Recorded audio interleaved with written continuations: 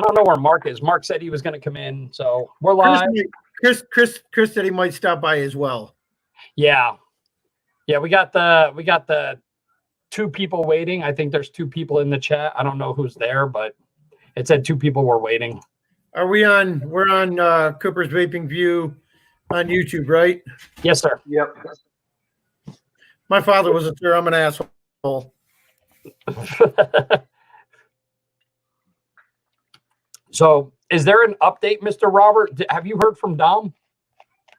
No. No, he hasn't. He's been pretty tight-lipped. He just been doing a lot of work and hasn't been feeling great. And that was about the extent of any details that I've gotten. So I don't want to share. No, I got anything. But yeah, we try to check with him on a daily basis, and haven't really heard anything yet. So kind of. Yeah, I know. I heard from him a while ago, and I heard from him a couple days ago, and that was it. And it was really like brief. Yep, same here. Yeah, he was like, I was like, "Are you okay?" He said, "I'm fine, brother. I'm better now." And then nothing else again. Yep. Yeah. Because when I go MIA, he's asking everybody in the group about me. Hey, is Mike all right? Where's Mike been? I haven't heard from Mike in a couple days. So I was making sure I returned that favor to him. Mm-hmm. You know, I figured some of the people from at least whatchamacallit, I posted it in the TTF crew page and nothing. Well, I know there's not a lot of people tune into Mac does he's been doing lives. I think he's trimmed it down to 3 days a week now rather than every day like he was. But Mac Tandon? Yeah, he just starts that's the VSE, and he just starts his live once he gets home from work or when he's at work or whatever, and just it goes until people fall asleep. Sounds like that's on Zoom. That's not YouTube. God, I love that picture Steve put on the fucking his group. Which one is that? I don't know. I'm not a huge fan, but some of the shit he puts on here. Hold on a second. I'll share my screen. I'll show you what he has on his. I wouldn't expect anything else, Nick. Watch this. Let's click on this. Share. That looks like Octobooty. Yeah. That's the. I was like, woo, Lord. Yep, that's Octobooty. Yeah, I'd let that octopus eat me, or I'd eat that octopus. One or the other. I saw a picture of her where she had a butt plug in. Oh God! And buddy Jesus. Yeah, no, Octobooty's kind of a weird one. Hey, there's Billy. Hey, Nick Pinkerton's here to troll. There's only about 5 people here, so I don't know how much trolling you're going to get in, Nick, but you are more than welcome to knock yourself out, my friend.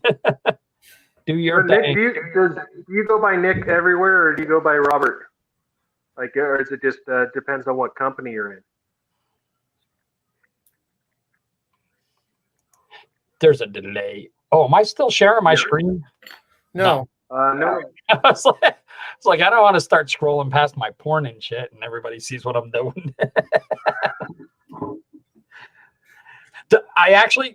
Robert, I don't know if you can even see this thing that well. It's got the mesh ropes and everything. This little thing actually hits really, really well. You can grab this and pull it up. It's stiff because it's brand new, but you can actually raise, like, see how it turned into a step up right here? You can pull this piece up, and this piece will actually open the chamber or condense it down. and it gives really good flavor. It's a hair tighter than the Avatar, but the flavor is really good. Have you tried the Reload MTL RTA? No, not yet. So I felt kind of bad, I've had the Reload MTL RTA for months, and just I pulled it out. And it's like, oh, well, here's something I haven't reviewed yet. And I'm not I can appreciate a mouth and lung and know what that's kind of geared towards. I feel like I can kind of accurately give feedback and review it. And it is full, like you're not going to get anything but mouth to lung out of it, but you get like the whole range of mouth to lung, from loose to real tight. And like wide open, it is a little bit tighter than the Avatar, but it's hands down become for MTL of anything, doesn't matter at what price point, it is the best I've tried. And I don't know why I waited so long to try it out, but I was thoroughly impressed. Yeah, the Vampire is one of the best flavors I've gotten from an RTA. Hits like a champ. It's a very restrictive direct lung at the most open hole. So it's nice. But watch, I'll give you a laugh. You're talking about reviewing shit. Watch this. What did I? Oh. So, wait, let me grab some juice so I don't make an idiot out of myself. Juice won't stop that, bro. So, Right. I got a sponsorship offer, and they sent me something to review, and figures Sorry, they sent me the one thing that I bust everybody else's chops over. I got a profile. Look at that fucking thing. That's the Profile 1.5. Yes. I'm still waiting on that one to arrive. Watch Actually, no, wait. this. I take that back. I skipped the Profile 1.5 and went with the Mesh V2. Gotcha. This is the Profile 1.5. I got it on a 21700, the Spartan. Watch this shit. I got fucking Well, back. yeah, you've got a freaking Mesh Addy on a Max. That thing is fucking angry. Oh, it is really, really angry. But I tell you what, pretty damn good flavor for fucking Mesh. I'm not a big fan of Mesh. I think Mesh is overrated. I have at least one Mesh RTA set up that I use daily. I have my profile Unity. Yeah, I got the Unity. Or the Doom. I like my profile Unity, but I put the profile on my Skyline M6 with a 20S battery in it. The Samsung 20S. And even that thing at 20% was still like fucking vaping fire. That thing was beautiful. This isn't. Hey, Roy. Hey, Jason. Oh, there's Jason, my fellow Vegas boy. Well, actually, he's not Vegas. He's Henderson. He's Hendertucky, but it's all good. What you would call? I do like the profile. It actually is not overly hot, and it doesn't spit like a bitch because I know how to build. So no, see, you don't know. Hey, when it comes to the profile, you don't know how to build. You know how to wick. Yes. Yeah, because even the wicks that they gave me, I wound up pulling enough cotton out of that wick to wick another 3 mil inner diameter coil. I use cotton bacon. I don't even use that crap that they give you with it. I use cotton bacon because I've got it set to where I can twist the end, stick it through, pull it down on that pad, slide it in, let it go, and it just springs right up against the coil. When I'm tucking my guides in, I kind of fluff it up over the edges of the coil itself. Yeah, I had no problem wicking it. I mean, it's tight, but I mean, you got a fucking teenage girl's tampon worth of cotton in this thing just to wick it. You know, it's crazy. Yeah, that's true, Jason. Better than Nebraska. I've been there. That is not pleasant. It's like piss on a plate. There's nothing there. Well, I didn't show everybody this. I'll show it now. Ooh, look at that pretty mod. I got to take it out to the saw and get it cleaned up. A trucker box No, or Widowmaker. nope. This isn't for me. Hmm. This is for Mister MIA. Mark? Oh. Dom. And Oh, Dom. All right, yeah. Duh. I got to clean this one up too. It's real. This whole side's got to come off. But electric blue with a Blue interference. the blue interference, and it's also got streaks of mermaid blue in it. Oh, nice.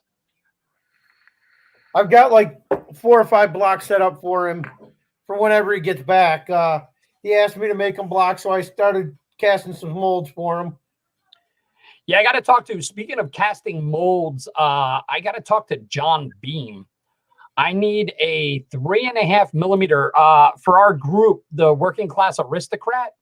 I need John. I haven't decided what color, but I need to talk to him about a 3.5 inch diameter bowl that's about 1.5 inches deep, maybe 2 inches deep, for shave soap.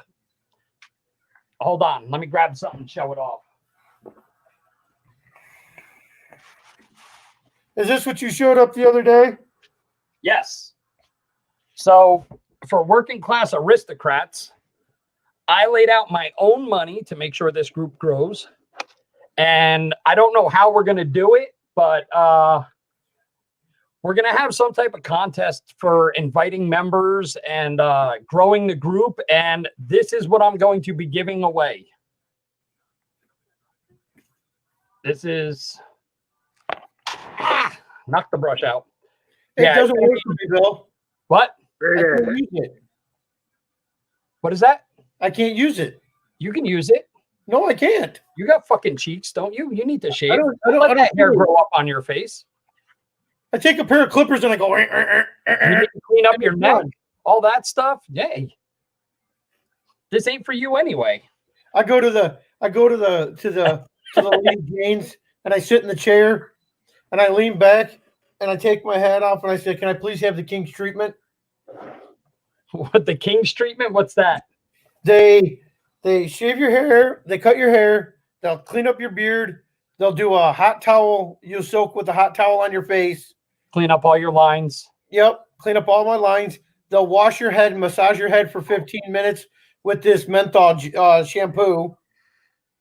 Then they do a hot towel on your neck, a hot towel on your face. Nice. Then they come back and they shave your neck with a straight edge razor. Yeah, that's so. But what I was going to do is lay out the money and buy an edging razor, because I know a lot of guys have beards nowadays. So I was going to buy the small little edging razor that has the little double-edged razors that snap into it. I was going to buy one of those and pair it up with this kit, because with the straight razor, the strop, and the brush, we're going to have John Beam is making a bowl. I got to get with him.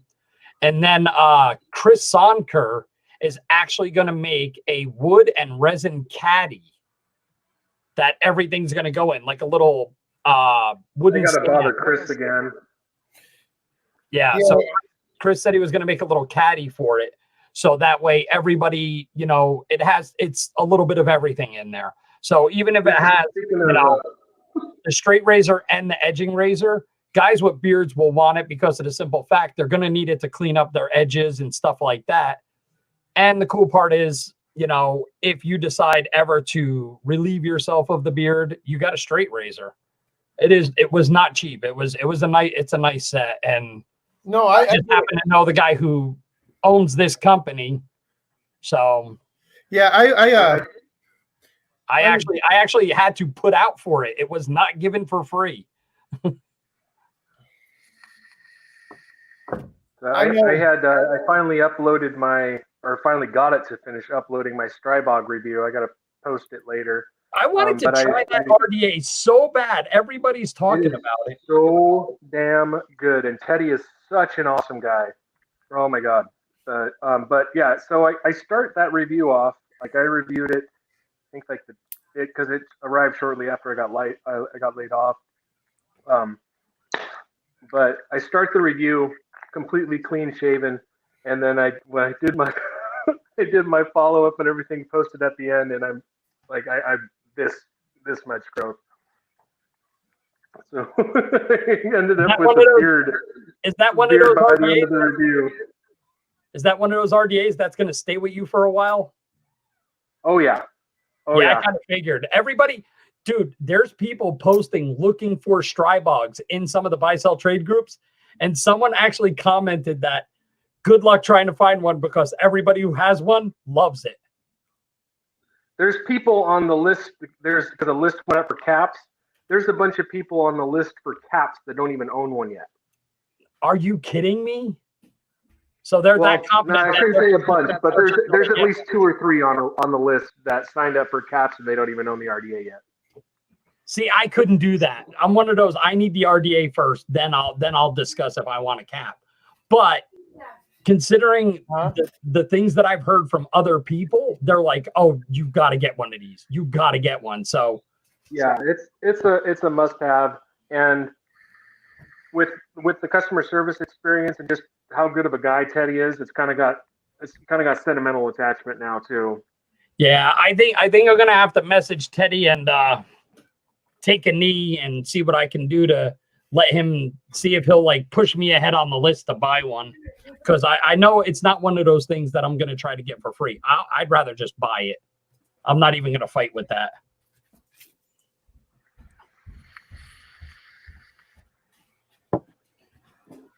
And I set up I got the mesh deck for the Aromomizer Plus, and I have the original Aromomizer, the Aromomizer Lite, the Aromomizer Supreme V1 and Supreme V2, and the Titan. But I skipped the Plus because I had the 23 millimeter version and the 42 millimeter version, so I skipped on the 30, the Plus model.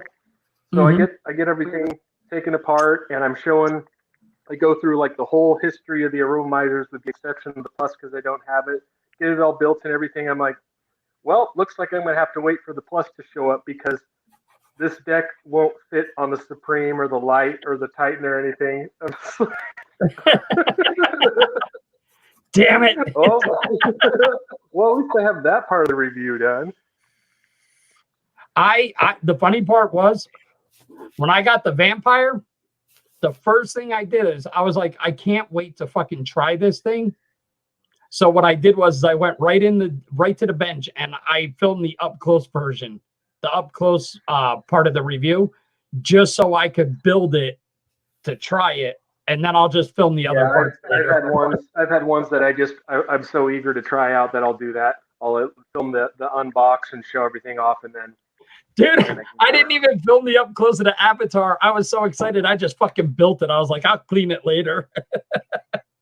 Yeah, and I don't know what the ETA is, but the matching Ultim for the drip tips he's supposed to be sending them to us as soon as it's ready. But for what, the Strybog? No, for the Avatar. So Avatar. All right. Yeah. Yeah, I put I put one of my little Fujiko tips on there. And I think it looks good on there. I didn't even do the Ultim tank. Yeah, you notice their Ultim color is more of like a smoked Ultim. It's not. Yeah, it's that's why I went with the Fujiko, because this is that smoked dark Ultim as well. Yeah, it's not frosted. I like the clear better. So I will say this. I think, I told you the other day, Bill. I ordered a prototype of one of my bodies. Yeah. In thermoplastic urethane. What? TPU. It's SLS printed TPU. You can put TPU on SLA or on FBM machines too. Yeah, well, this one's done on SLS the same way that my normal mods are printed. So I could be getting this thing and it could be a rubbery floppy thing that, useless. It'll have a nice sheen to it. I tried it. Hopefully it's clear because I also did the vapor polish. It's awesome. When you take the battery and the Addy out, you can crumble it up into a ball and put it in a corner. Well, depending on the infill, with SLS, it's 100% infill. So the TPU is pretty rigid when it's printed solid. It still has some give to it, but it's not like floppy. Yeah. So I'm really curious to see how this is going to come out.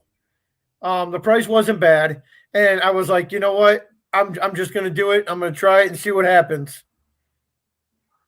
I'm curious. If it's a waste of money, it was a waste of money, but I'm really curious. Don't know until you try it, right?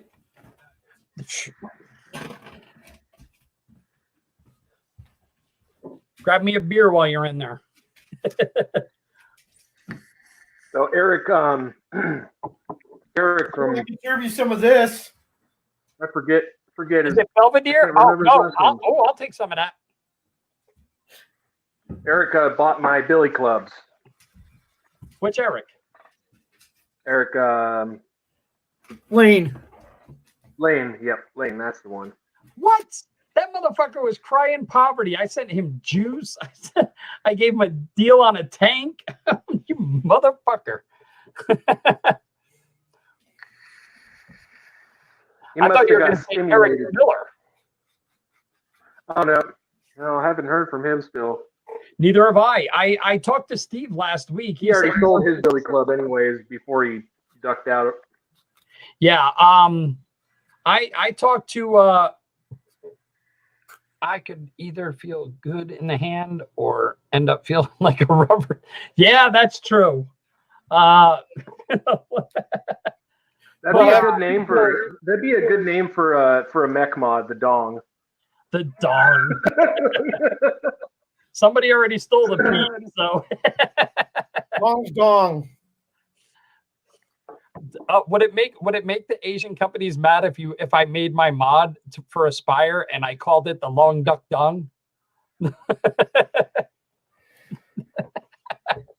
Sorry, only older. Unfortunately, I forget that director's name.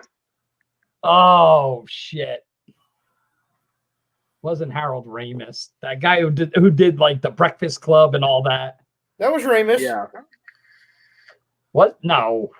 Yeah, he did. He did the Breakfast Club, and he also did. That wasn't Ramis. All of the Ghostbusters. 16 Candles. Hold on, I'll bring it up. Yeah, I was about to have to search it up. I don't know why is the name escaping me. On Hughes. Anyways, if they're a fan, yeah, if they're a John Hughes fan, then it should be all good. Yeah, yeah. Jason Tweet's in there. John Hughes. Yeah. Anybody who saw what was that? That Ready Player One. Good movie. I love that movie.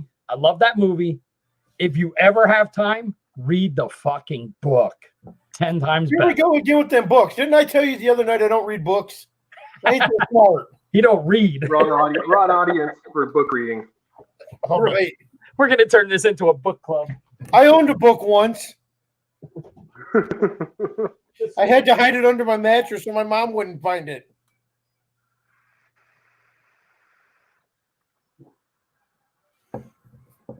Of course.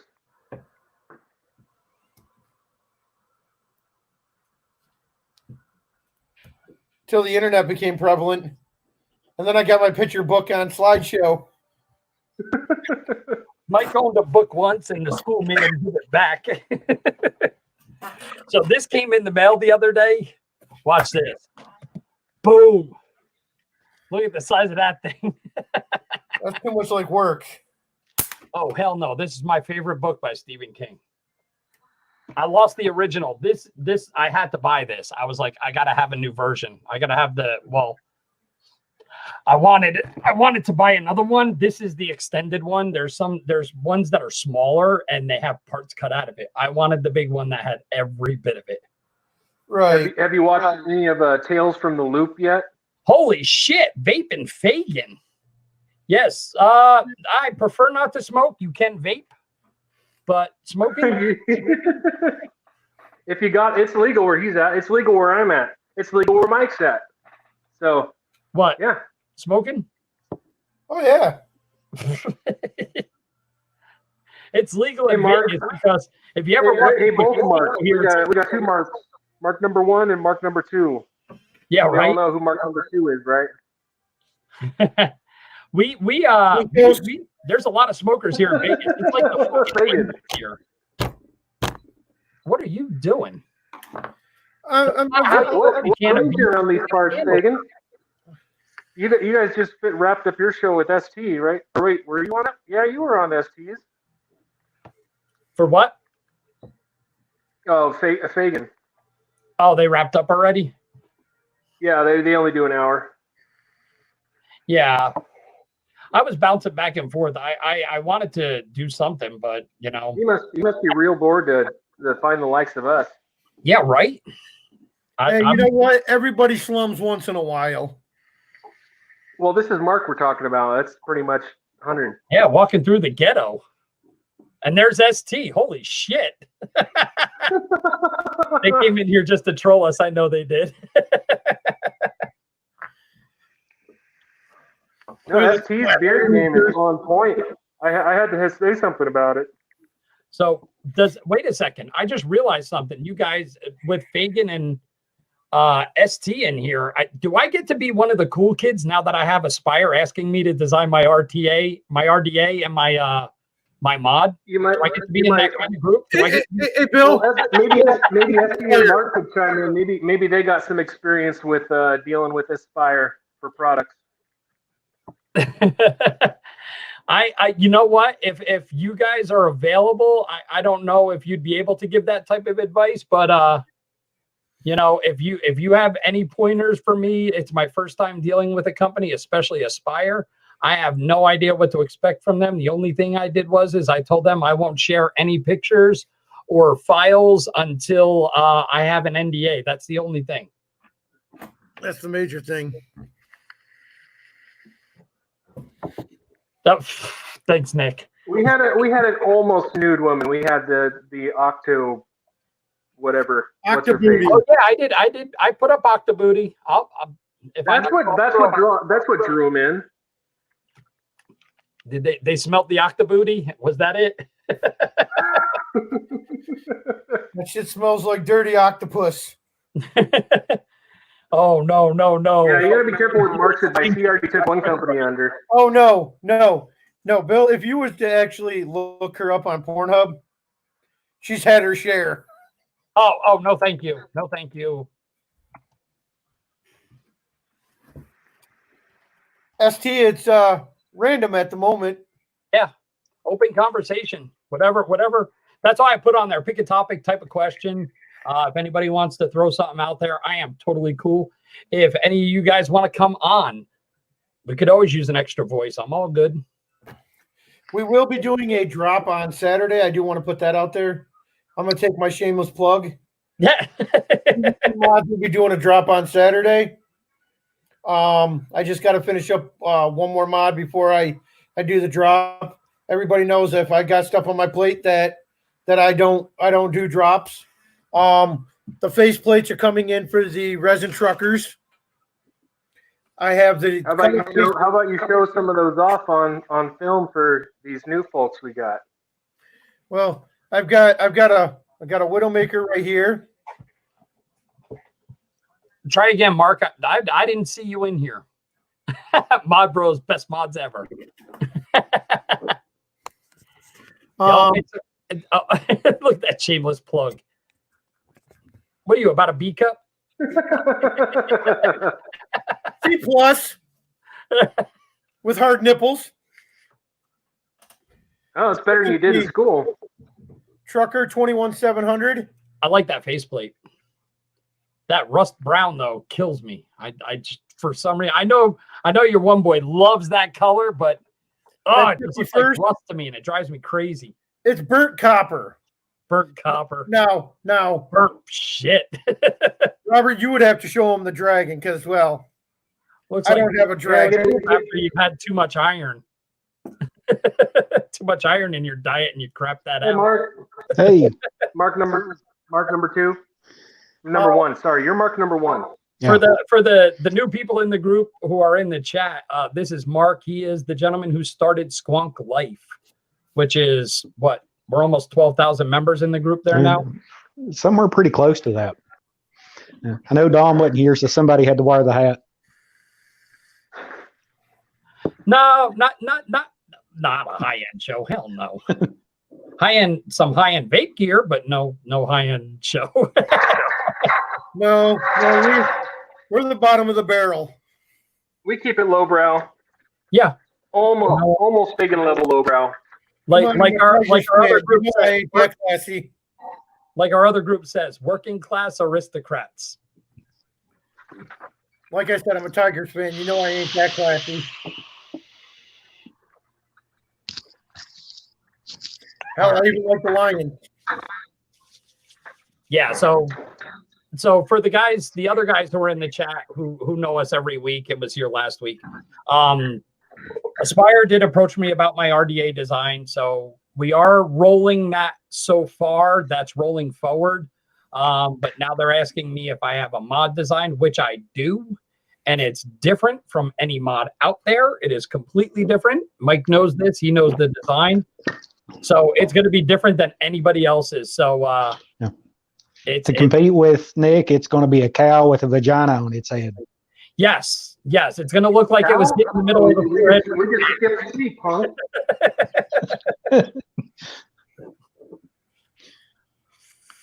Yeah. Here's the Dragon Pump, the dual 21700 squawk.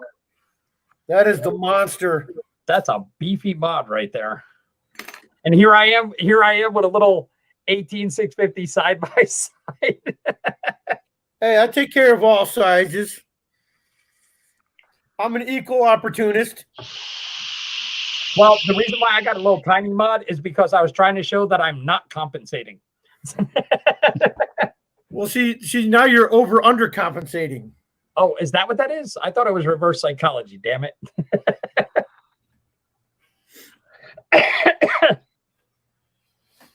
Hi, Mark.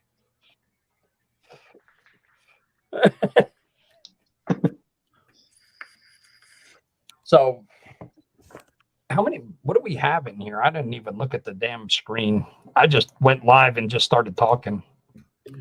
Ooh, a whole 6 people. Take it deep and run with it. I had to knock that Yeah, down. ST and Fagan they're slumming it more than usual. Yeah, I saw his name. I was like, holy shit. Hey, you know what? You got to understand something. We're in quarantine, the corona. Okay. They've already seen everything on Netflix. We were after Joe Exotic, okay? They watched every episode of Tiger King. Now they're bored. Well, we got 6 viewers. That's social distancing. Yeah, there you go. Maybe we can get Wakefield on here and he can show off the Bro Exotic mod that he won. Do we refer to wait 6? Does that mean 6 degrees of separation? What is that? Something. Vagina. Hey, that's a good idea. We could call it the vagina. We'll make a bovine cow on the front with an axe wound in the middle of its forehead.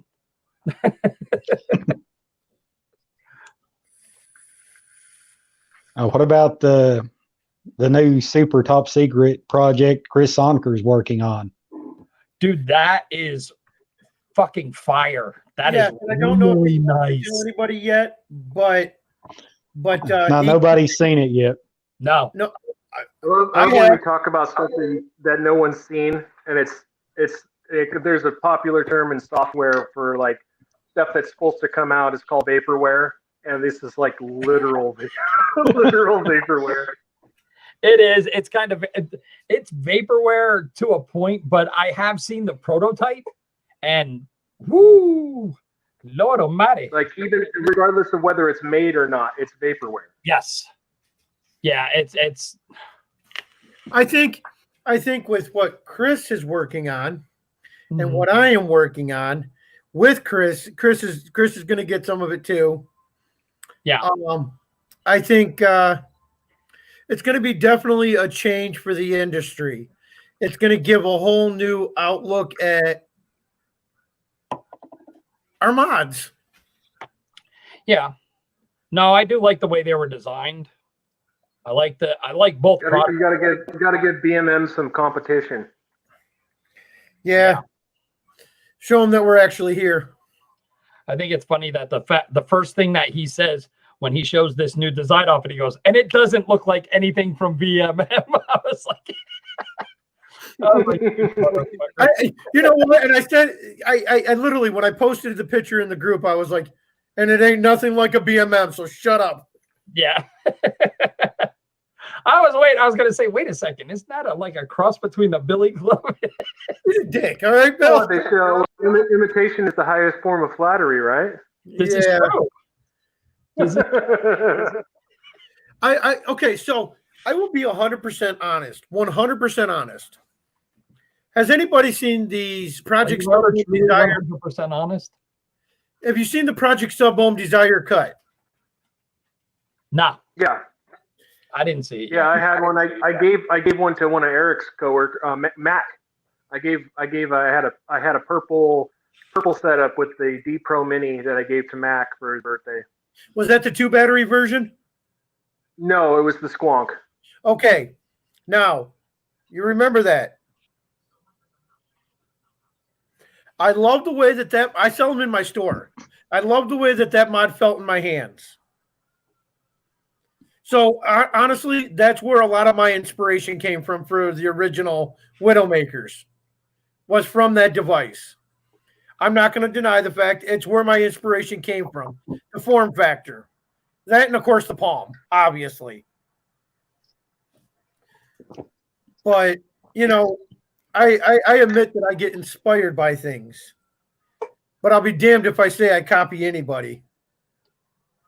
We're going to lose a bunch of people here when Fogging Out with the Batman goes live. Yeah, that's true. Hey, I don't mind. The bunch of people with the half dozen people that we have, if that.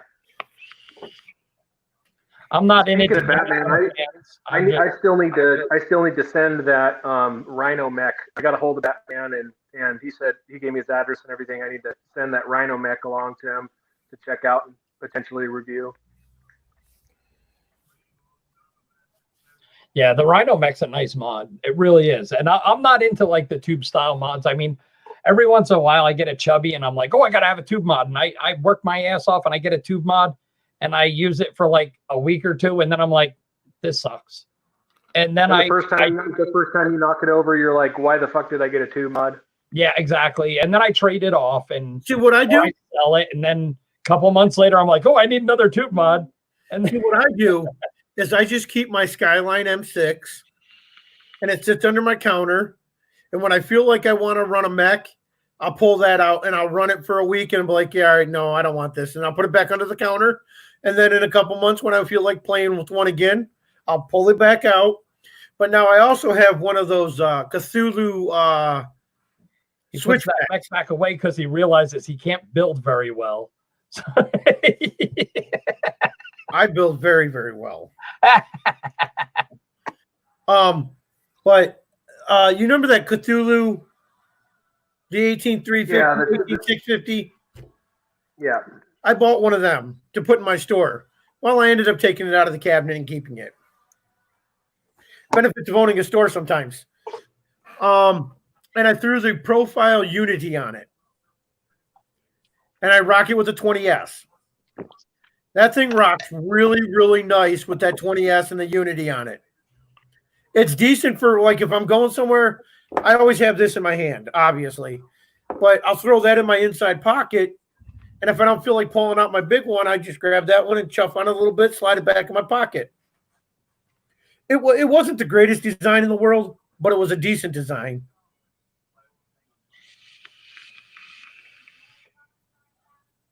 Yeah, I've never done any mesh on a mech.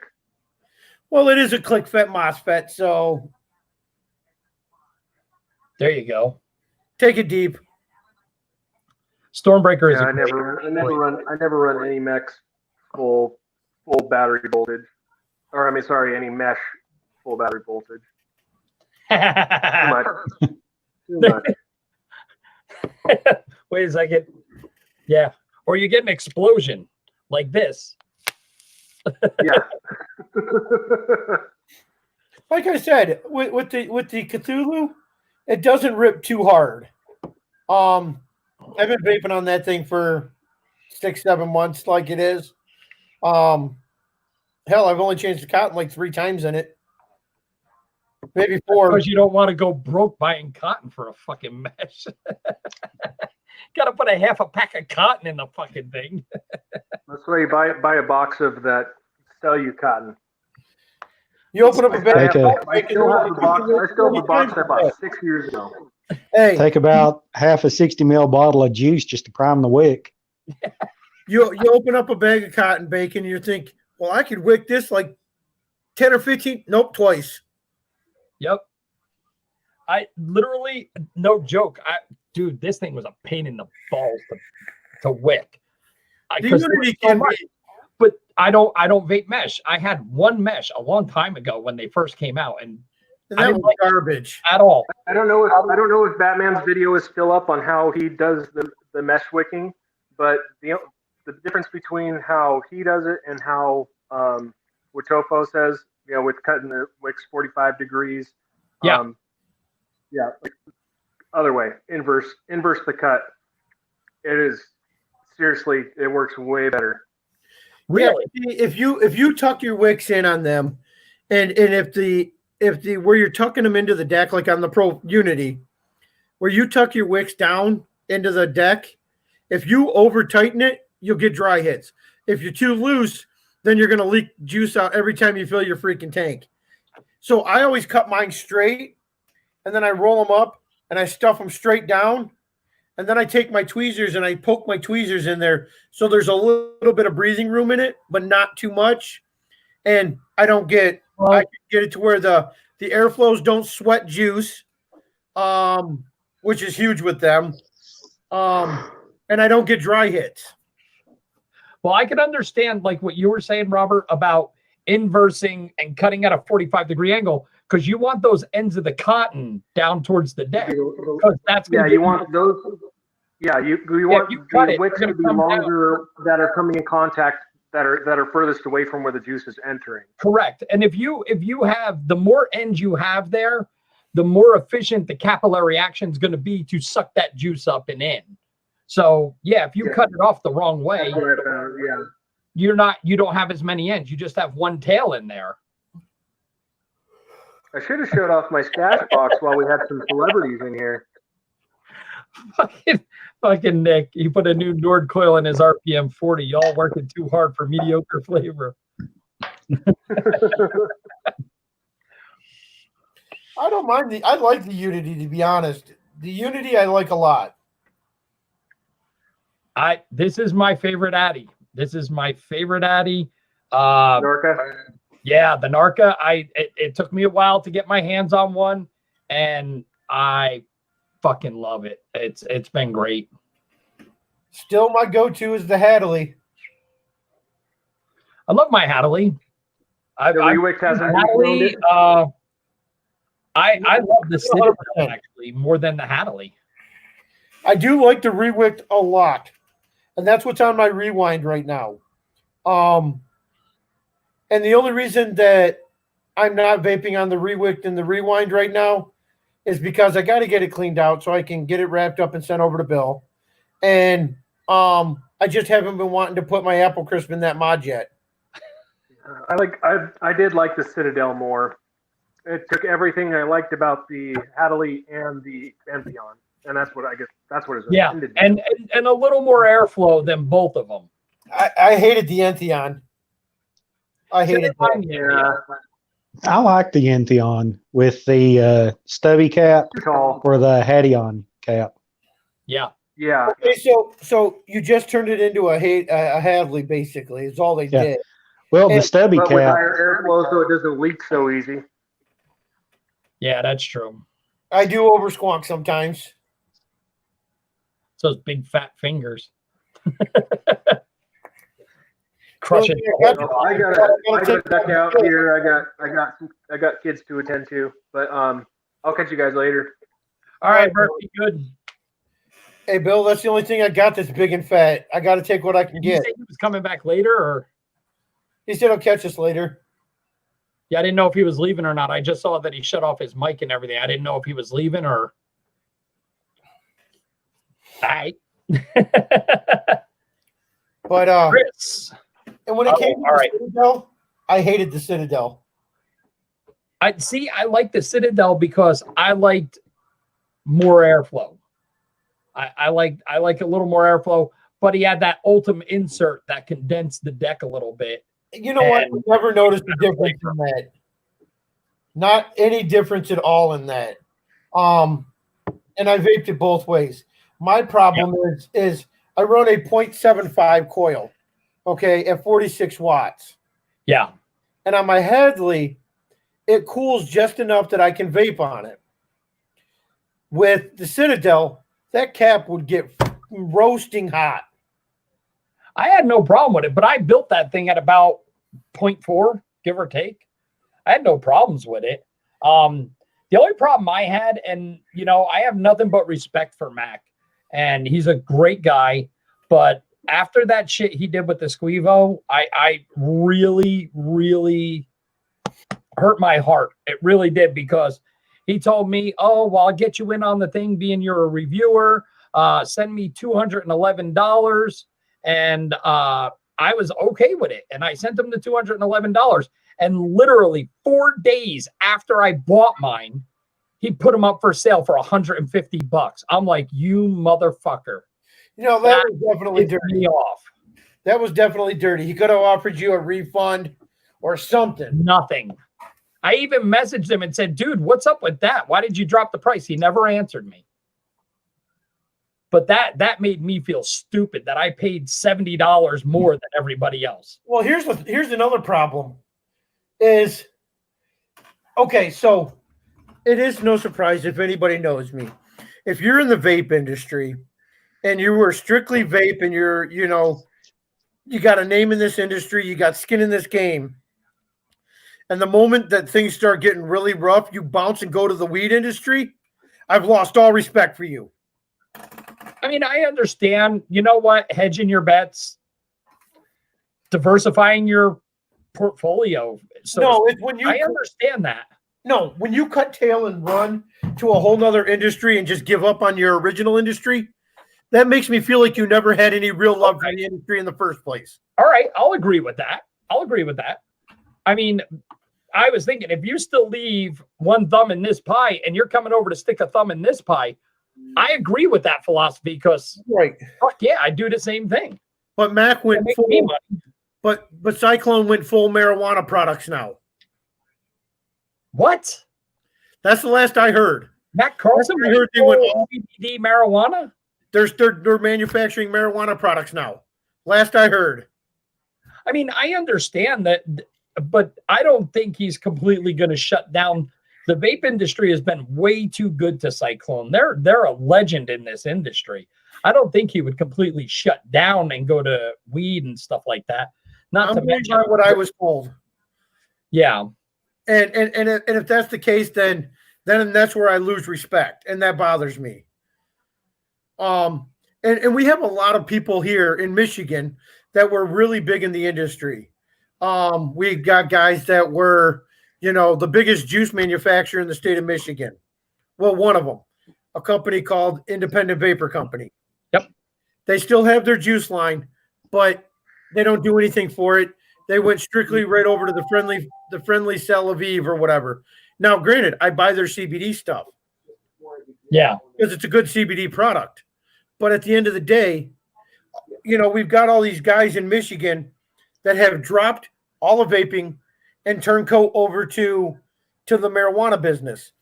A friend of mine, I'm not going to name any names, he had a store. He was the biggest distributor of a certain mod in the state. His group, he had one of the biggest Michigan-based vape groups.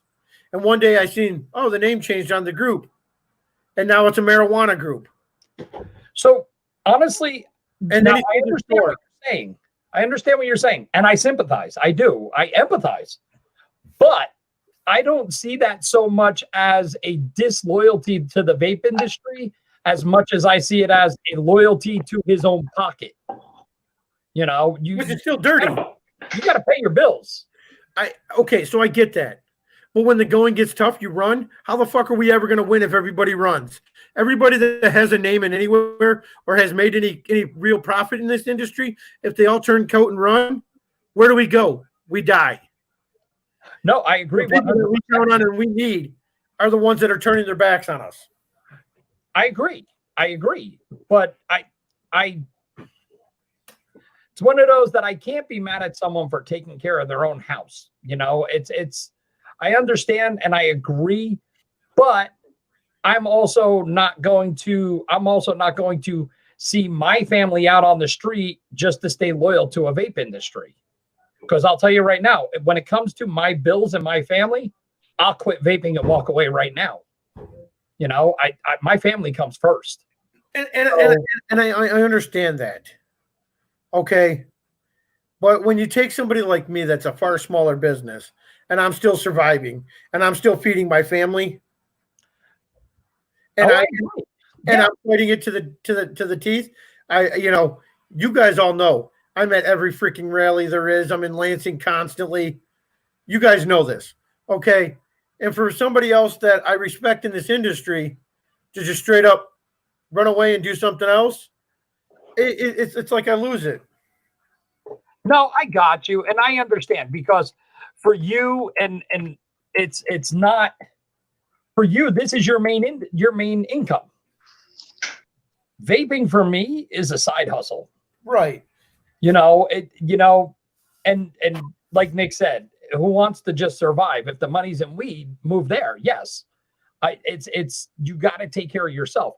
For me, this is a side hustle. That's why I said, if it came down to my family or my vaping, all these vapes will wind up in the trash tomorrow morning. That's the one thing I pride myself on is I take care of my family first. Well, you can just mail them to me. Don't throw them away. What? So don't throw them away. You can mail them to me. Yeah.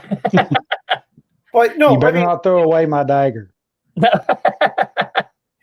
And like I said, and I guess the point I'm trying to make of is these are big major companies that were so hard into the industry and then. Yeah, no, I agree. I agree. To turn tail and run like that. The going got tough and they got out. Here's the thing. You reap what you sow. So there's going to be other people who think the same way you do. So it's one of those that, let karma sort that shit out, because what's going to happen is other people are going to see this. And then when that person, be it Mac or anybody else, comes back to the vape industry, a lot of people are going to be like, whoa, wait a second. You're the one who turned on us, and they're not going to buy anything from them. So let karma sort that shit out. Don't get mad about it. There's no sense getting your fucking blood pressure up over what they do. Take care of yourself. I get that. You do you, boo-boo. It takes away the respect I had for them. Oh, I agree. But I can see by your demeanor, it stresses you out and pisses you off. Don't let it do that. I don't know if you do and let them do them. And you know what? Remember it. And we joke around and it's like the motto of New Jersey. I may forgive you, but I fucking won't forget it. Here's the thing. It disturbs me a little bit because I have so much respect and passion for this industry. To see somebody else that did way more than I've ever done give up and throw it to the wayside and move on. Mm-hmm. And I'm still working my ass off to even get a smidgen of what they had. No, I understand that. And it's really irritating. It is irritating. And she turned and went right past you. I see that. And please forgive me. I'm not trying to be a dick about this, but there seems to be a bit of jealousy about it too, that you would love to have what he had. And I know you wouldn't throw it away. I know you'd be one of those people like me. I'll ride it till the fucking wheels fall off of it. Right. I'm going to ride it till the wheels fall off. But if I had what they had with my fight and what I do, so much more could have gotten done. Agreed. I agree. You could do so much. And I know you could. if you had, all right, so the way I look at it is, we joke around, like me and my son have talked about this before. What would you do if, now I'm putting this in you. So what my son and I were talking about is, what would I do if I had the fan base, the notoriety of someone like Tony B, Rip Trippers? What would I do with that? I would constantly be preaching advocacy, telling everybody, get out, do this. If I had that kind of pull, that's what I would be doing.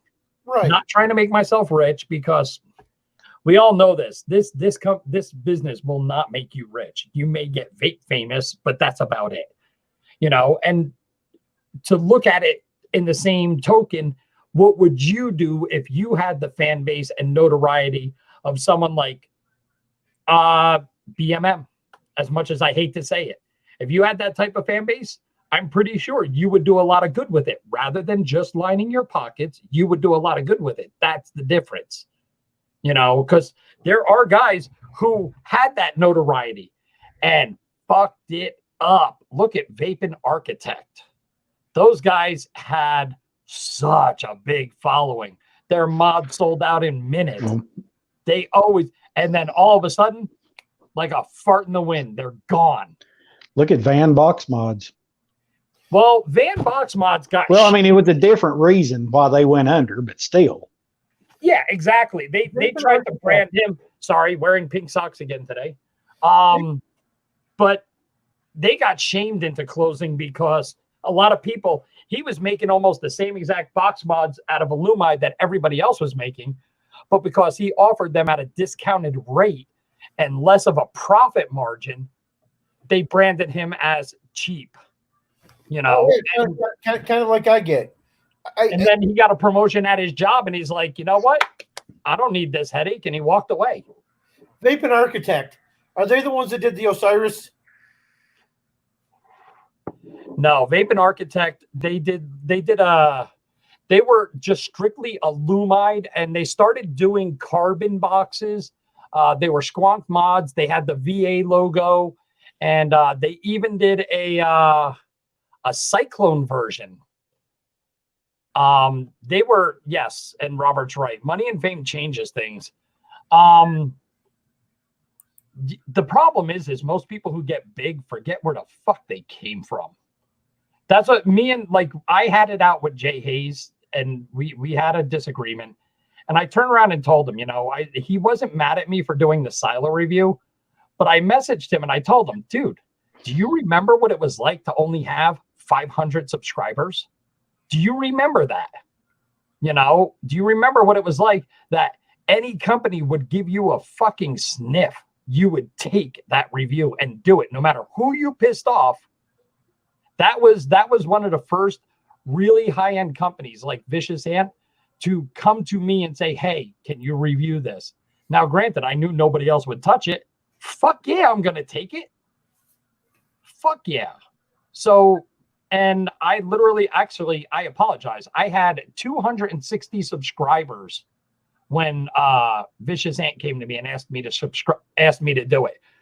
I lost 3 hazers as members, as subscribers, and I gained almost 400 subscribers after doing that review. So, like I told you about Cyclone, I did me. I wasn't worried about pissing off the hazers. I wasn't worried about pissing off Jay. I did what I do. I kept it neutral. I didn't mention Jay's name. I didn't mention the disagreement or my opinions about it. I just did me, because I know in the future, Vicious Ant's going to go, oh, we have this other $500 mod that we need reviewed. And they're going to remember that I was the only one other than Ambition Mods who reviewed it. And the only reason Ambition Mods did it is because he fucking hates Jay Hayes and did it just to dig at Jay Hayes. Well, it would be like if you owned a Blockbuster. I'm going to show my age. Blockbuster Video. And you saw Redbox and Netflix coming down the line.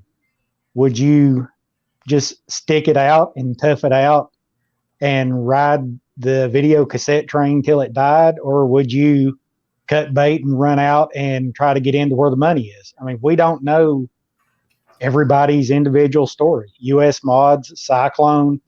Do you know? I'm gonna give you a really good laugh because I'm gonna show you how my brain works. When all the Blockbusters started closing, there was a guy who managed the Blockbuster here, and I became friends with him. We were both fans of the movie Boondock Saints, and we used to talk all the time. And I turned around and I went in and I bought all of their Disney collectible movies on VHS. They were selling them $5 a piece. These were $30 movies at the time. I bought all of them, left them in the plastic. They are in a box right now in the corner of this room right here. And they're wrapped up in old sheets so they don't get anything near them. And dude, I've been holding on to them. Dude, the Black Diamond edition of Beauty and the Beast, literally, look it up on eBay. I have 2 copies still in the plastic. They're selling for $9,000 a piece. Do you know what one of the most valuable Disney movies is? If you have it on VHS or anything? The original Cinderella? The original Song of the South. Song of the South. Oh, I'm going to have to look because literally, no joke, when they started selling them all $5 a piece, I bought almost $150 worth of movies. The movie was made back before everybody was offended by anything. And it was back in the slave days was when it took place. So it had the Brer Rabbit, Brer Fox. Yep. And all of a sudden they just quit making it. You cannot find it hardly anywhere. And if you do find it, it is worth a ton of money. I mean, people are paying high dollar for it. Nick Pinkerton, if you think that's a great movie, for a gift, I got Boondock Saints original screenplay with the original ending. And there's an ending that not many people know about, autographed by Sean Patrick Flannery, Norman Reedus, Ron Jeremy, Billy Conley, and who's the other idiot? The guy who played Rocco. And on the bottom, and the biggest signature was Troy Duffy. And I sold that screenplay for $150. Just got rid of it. That movie plays in my store. Part 1 and Part 2 play in my store every St. Patty's Day. So you want me to give you the twist? I'll tell you the original ending. The original ending was, do you remember the end when the father walks up to the little girl with the red hair and he puts the back of his hand to her chin and lifts her head up and says, "You need to watch"? Well, in that moment when she saw the butterfly tattoo on the back of her hand, she realized that was her father. Dun, dun, dun. Nobody realizes that the little girl was actually their sister. That's why Troy Duffy was trying to figure out how to blend it into the second one. That's why they used that redheaded chick as the FBI agent, because she was supposed to be their sister, but they decided to rewrite the whole thing. They've been talking about it. There's supposed to be a 3 coming out. I hope they don't do it. Troy Duffy's a fucking moron. He wasted such an opportunity with that movie.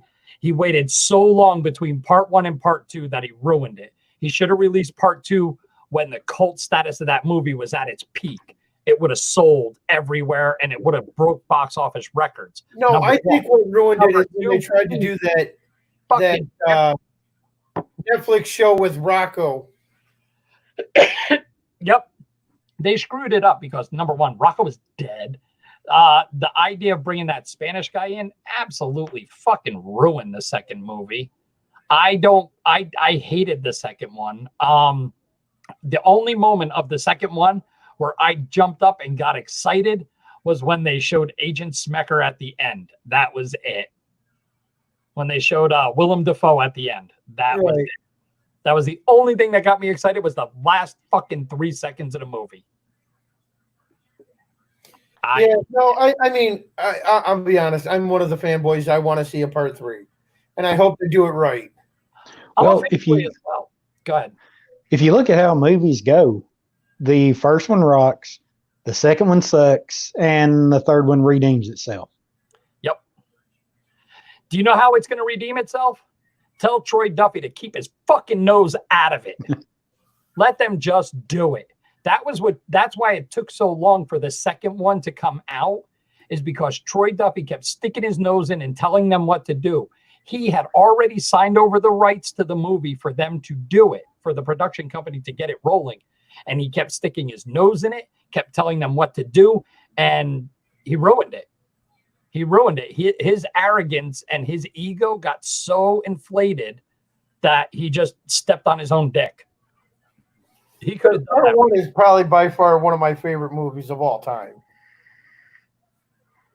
So, Mr. Robert Riggins, in regards to The Matrix, wait till May 20th, 2021, I believe is Keanu Reeves' day. They are going to release Matrix 4 and John Wick 4 on the same day. Yeah, I know. And okay, so here's I'm my excited issue. about that. I'm a stupid fucking idiot, but I'm excited about that because Here's my problem. Comic books. Part two sucked. Okay. There was no backstory. Got to remember it. This is a comic book series that spanned over a year. But check this out. The first one, I loved it. One of my favorite movies as well. I want a 62 Continental with suicide doors. Triple blacked out, okay? I do. So I was more of a fan of the Mustang. No, fuck the Mustang.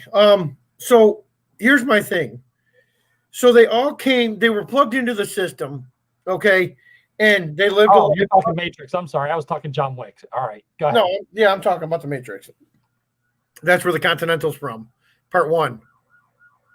They picked him up in the beginning of the movie in it. Yeah. But what's his name? The guy who owns the Continental Hotel drives the Continental. So you take, for example, they were all plugged into the system, okay? They all know what life was like inside the Matrix. Okay, so why, when they went back to the main base where all the people were there and everything like that, it was so primitive. They were doing primitive dancing, and it seemed so primitive when they knew what it was like. They knew how to dance in the Matrix. They knew what a new dance was. They had to do this old South America.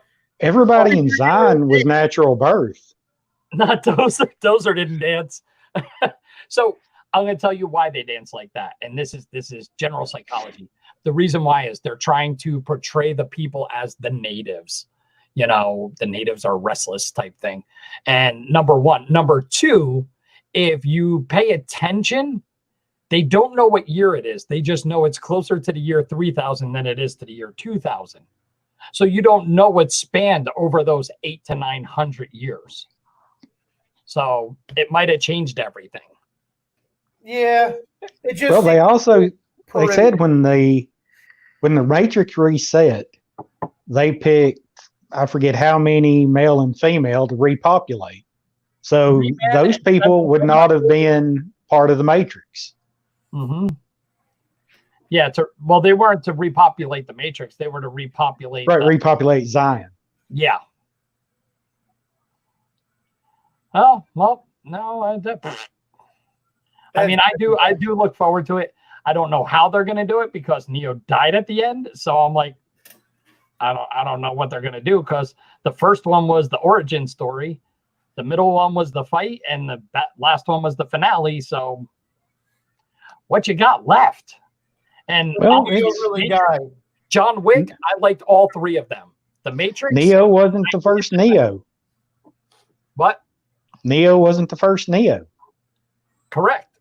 Neo wasn't. So this could be another Neo in. Yeah. They reset the Matrix we've got a new Neo, and it all starts over again. Yeah, the second one, there's only one thing that I loved about the second one, and oh god, I can't remember her fucking name. The girl Trinity? What? Trinity? No, fuck that bony bitch. The girl, Carrie Ann Moss, I like her. the girl who sat with the Frenchman. I can see her face. Oh, the girl that sat with the Merovingi. Yes. I can't remember her name. Oh, God. Dude, I was in love with that woman. Everybody thinks she's French. She's not. She's actually Italian. And John Wick, I Well, don't blaspheme John Wick. We'll be fighting. liked the first one. The second one was okay. I wasn't a big fan of Common. I don't like Common at all. So the third one, it got a little weird, but at the end, it got really good. Yeah. He kind of got sold out. It's driving me crazy what that woman's name is. Monica Bellucci. Oh, woo! That's my girl right there. She was also in one of my favorite comic book movies. Bang. What was it? Shoot 'em Up with Clive Owen. Oh my God! You know what? My dad rents that movie one night, and he goes, we're gonna watch this movie. I don't know if it's any good. It could be really stupid. I swear to God, that is the most funny, stupidest movie I have ever seen in my entire life. It's so retarded. It was awesome. Shoot 'em Up was awesome. I mean, but that was the height of the comic book movies. You had Shoot 'em Up, you had Sin City 1 and 2, all Dark Horse types movies or comics turned into movies, and that was just fucking killer as far as I was concerned. The dumbest movie I've ever seen. Fight Club was a great movie. Fight Club was fucking awesome. I could have done without the fucking Brad Pitt dick pic at the end, but it's all good. I wasn't a fan of Fight Club. Oh,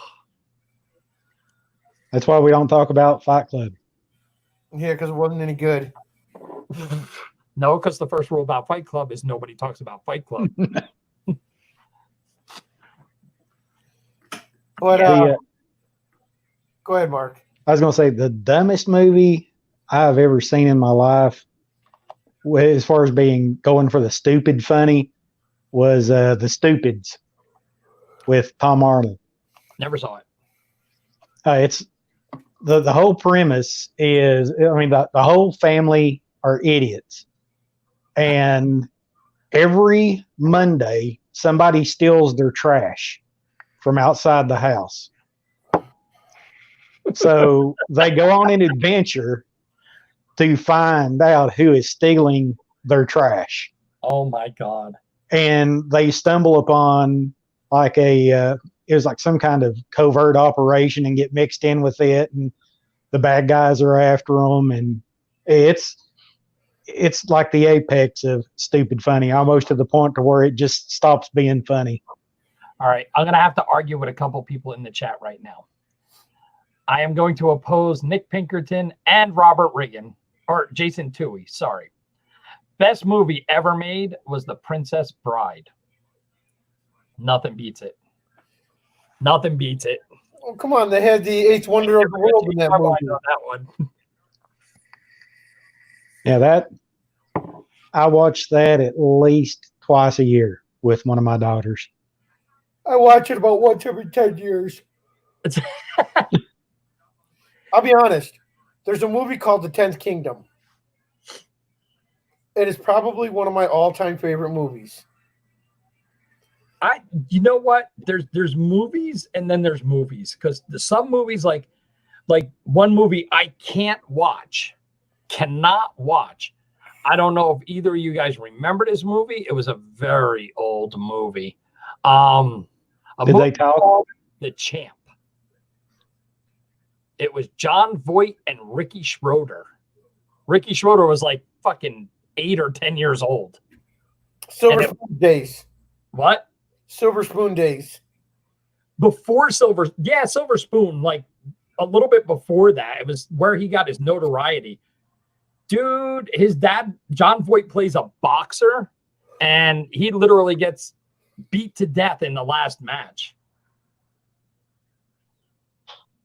Now, Shooter with Marky Mark.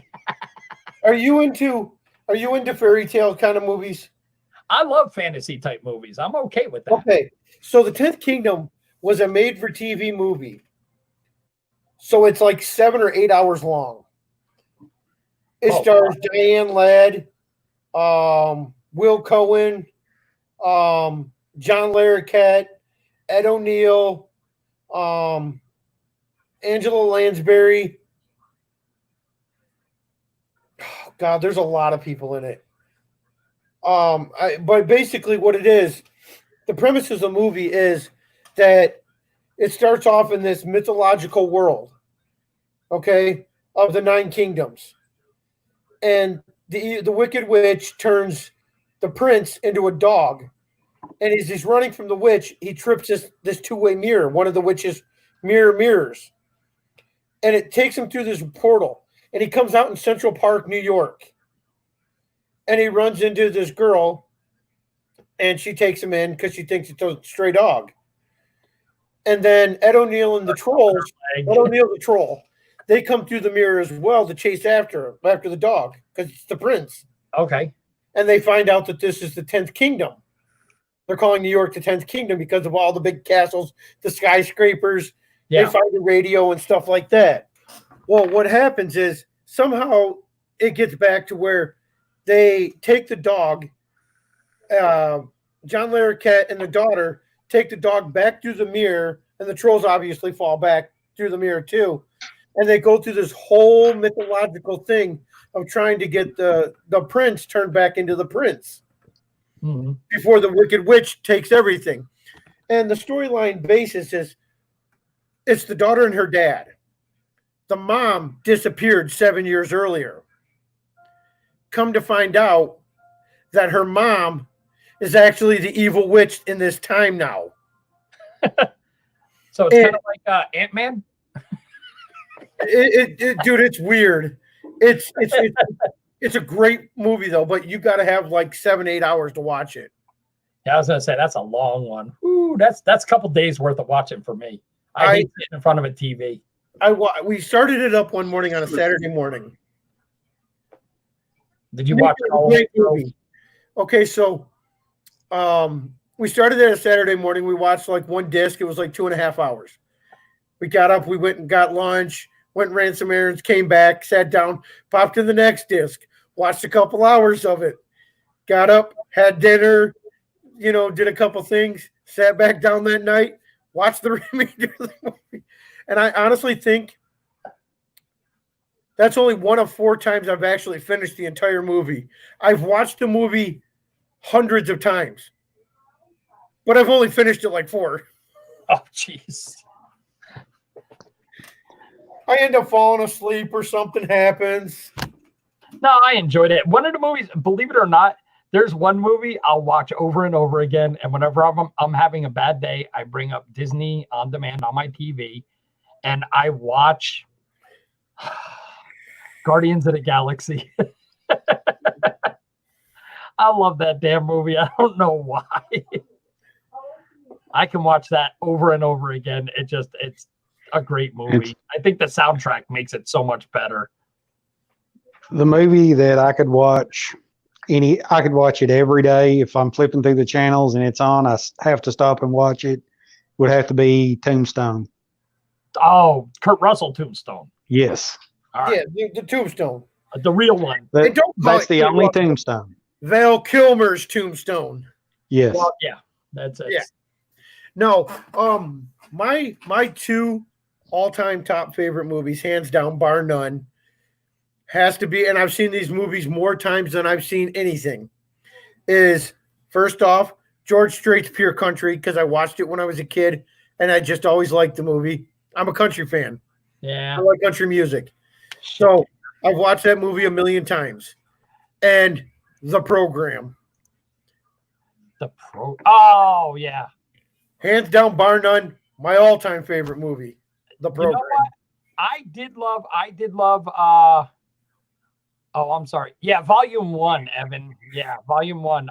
I just realized I'm missing YouTube chat on here too. So my thing is, you know what? I like it. It's there's certain movies that I could just always watch. One of my favorite movies for some reason, and it's a love story. He likes Magic Mike, double XL. Hey, don't hate. Don't hate. I'll start dancing right here. No, He loves The Notebook. A movie called The Adjustment Bureau, and the hat that Mark's wearing reminded me of it. Did you ever see There that? wasn't That's a good really movie. a love story that much. That movie was twisted.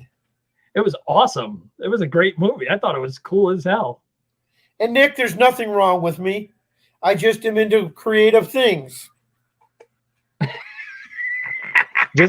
Just like his Uncle Dad was. Hey, Mark, I'm not the one that lives down in Hickville, okay? I'm just saying. Oh yeah. But Mike's the favorite Neff son in the family. The favorite Nepson. He All said, right, let me introduce you to my sister and my wife, and there's only one woman standing there. Hey, Mike, do you go to a family reunion to pick up women? Mike thinks Ancestry.com is a dating site. you guys are making these jokes. I gotta remember that one. I listen to country music for the females. Some of these women are. Yes, I did enjoy Umbrella Academy. Yes, I did. Sorry. Umbrella Academy was okay. I enjoyed that. I actually enjoyed Lock and Key. That was a really Lock good and Key series. was a phenomenal show. What? Lock and Key. I can't talk about it because my daughter hasn't finished it yet. Tell her to hurry the fuck up. She's behind the times. I'm telling you. What people don't understand is, and when you hear it, you realize it when you think about the show. That was written by Stephen King's son. Right. We were talking about that before. But it's just like Stephen King's writing. There's action, and then there's a long dead period. It's like, fuck, dude, come on. But Another Life, I never saw that one. One of my favorite movies, you said you like creative. I don't know the name of it. I watched it a long time ago when I was like 12 years old. And the movie is this classroom, and there's a bunch of little kids. The Magic School Bus. Oh, no, it's twisted. It makes you think. The one scene that sticks in my head the most is it was in the classroom, and there's a bunch of little kids. They're like 7, 8 years old, and the thing is there was a little boy, and he goes, "This is what I invented," and he holds up, and it's an earth. It's the earth. And he goes, "Yeah, I got these things called trees, and I got this, and look at this. This is called a cow. The people who live here can eat it. They can use the bones to fertilize their land. They can use the skin to wear as a clothing." And it was literally a classroom of young gods showing that the planets that they invented and the things that were on it. It was just like, boom. It was like, holy shit. It was really warped, but it was a great movie. Mirror Mask? I don't know that one. Mirror Mask. Yes. I like movies. It's a good movie. But not kind of like, who's that rapper? R. Kelly? Not that kind of movie with little kids. We got Mirror Mask. We got the Mirror Mask. I bought the Labyrinth for my oldest daughter, and it was in one of those 3 movie packs. It was the Labyrinth, the Dark Crystal, and Mirror Mask. See, I never saw Mirror Mask. I'll have to get it. I'll have to get that. I've seen Dark Crystal and the Labyrinth. Yeah, we're that age group. I'm pretty sure we saw it. Hey, the never-ending story. Yes. Great fucking movie. Yeah, I got to see Mirror Mask. That sounds interesting. Oh, it's a Jim Henson. Yeah, Jim Henson wasn't right in the head, man. That dude was crazy. He was definitely twisted. Yes, Pan's Labyrinth was really good too. That was twisted. That was another good twisted movie. I think Jacob's Ladder. Yes. I tell you what, one of the movies that I liked was a trilogy, and it was Unbreakable, Mr. Glass. The one that, but Jim McAvoy in the second one, dude, that motherfucker should have won an Oscar. That was like some of the most twisted, best acting I've ever seen in my life. Wait a minute. Thought there was only 2 of those.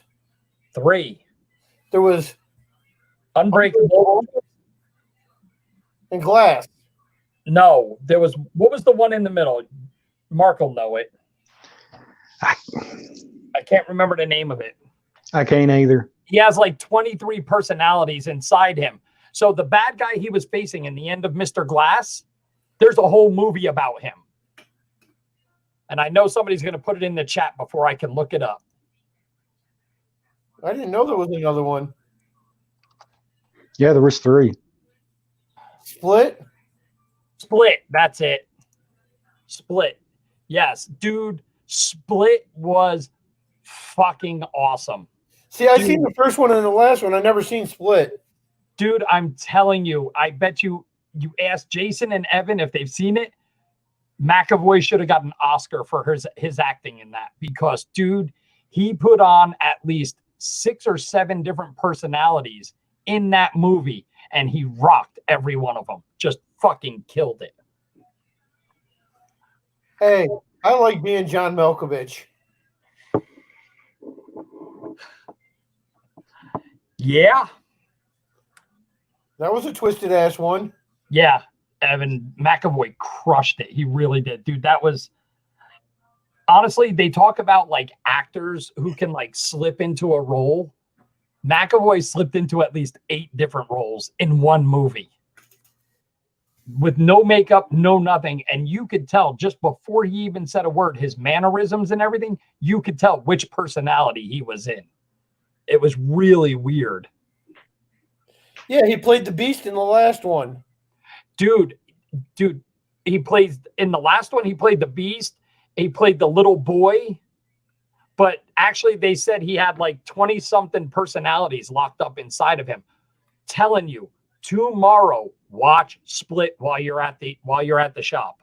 Watch it. I'm telling you, you will not be disappointed. The third one, being you already watched it, so much shit will come together when you watch that. All right, I'll check it out. All right. I'm trying to catch up. Oh, Mirror Mask is post Jim Henson. His daughter made it. Oh.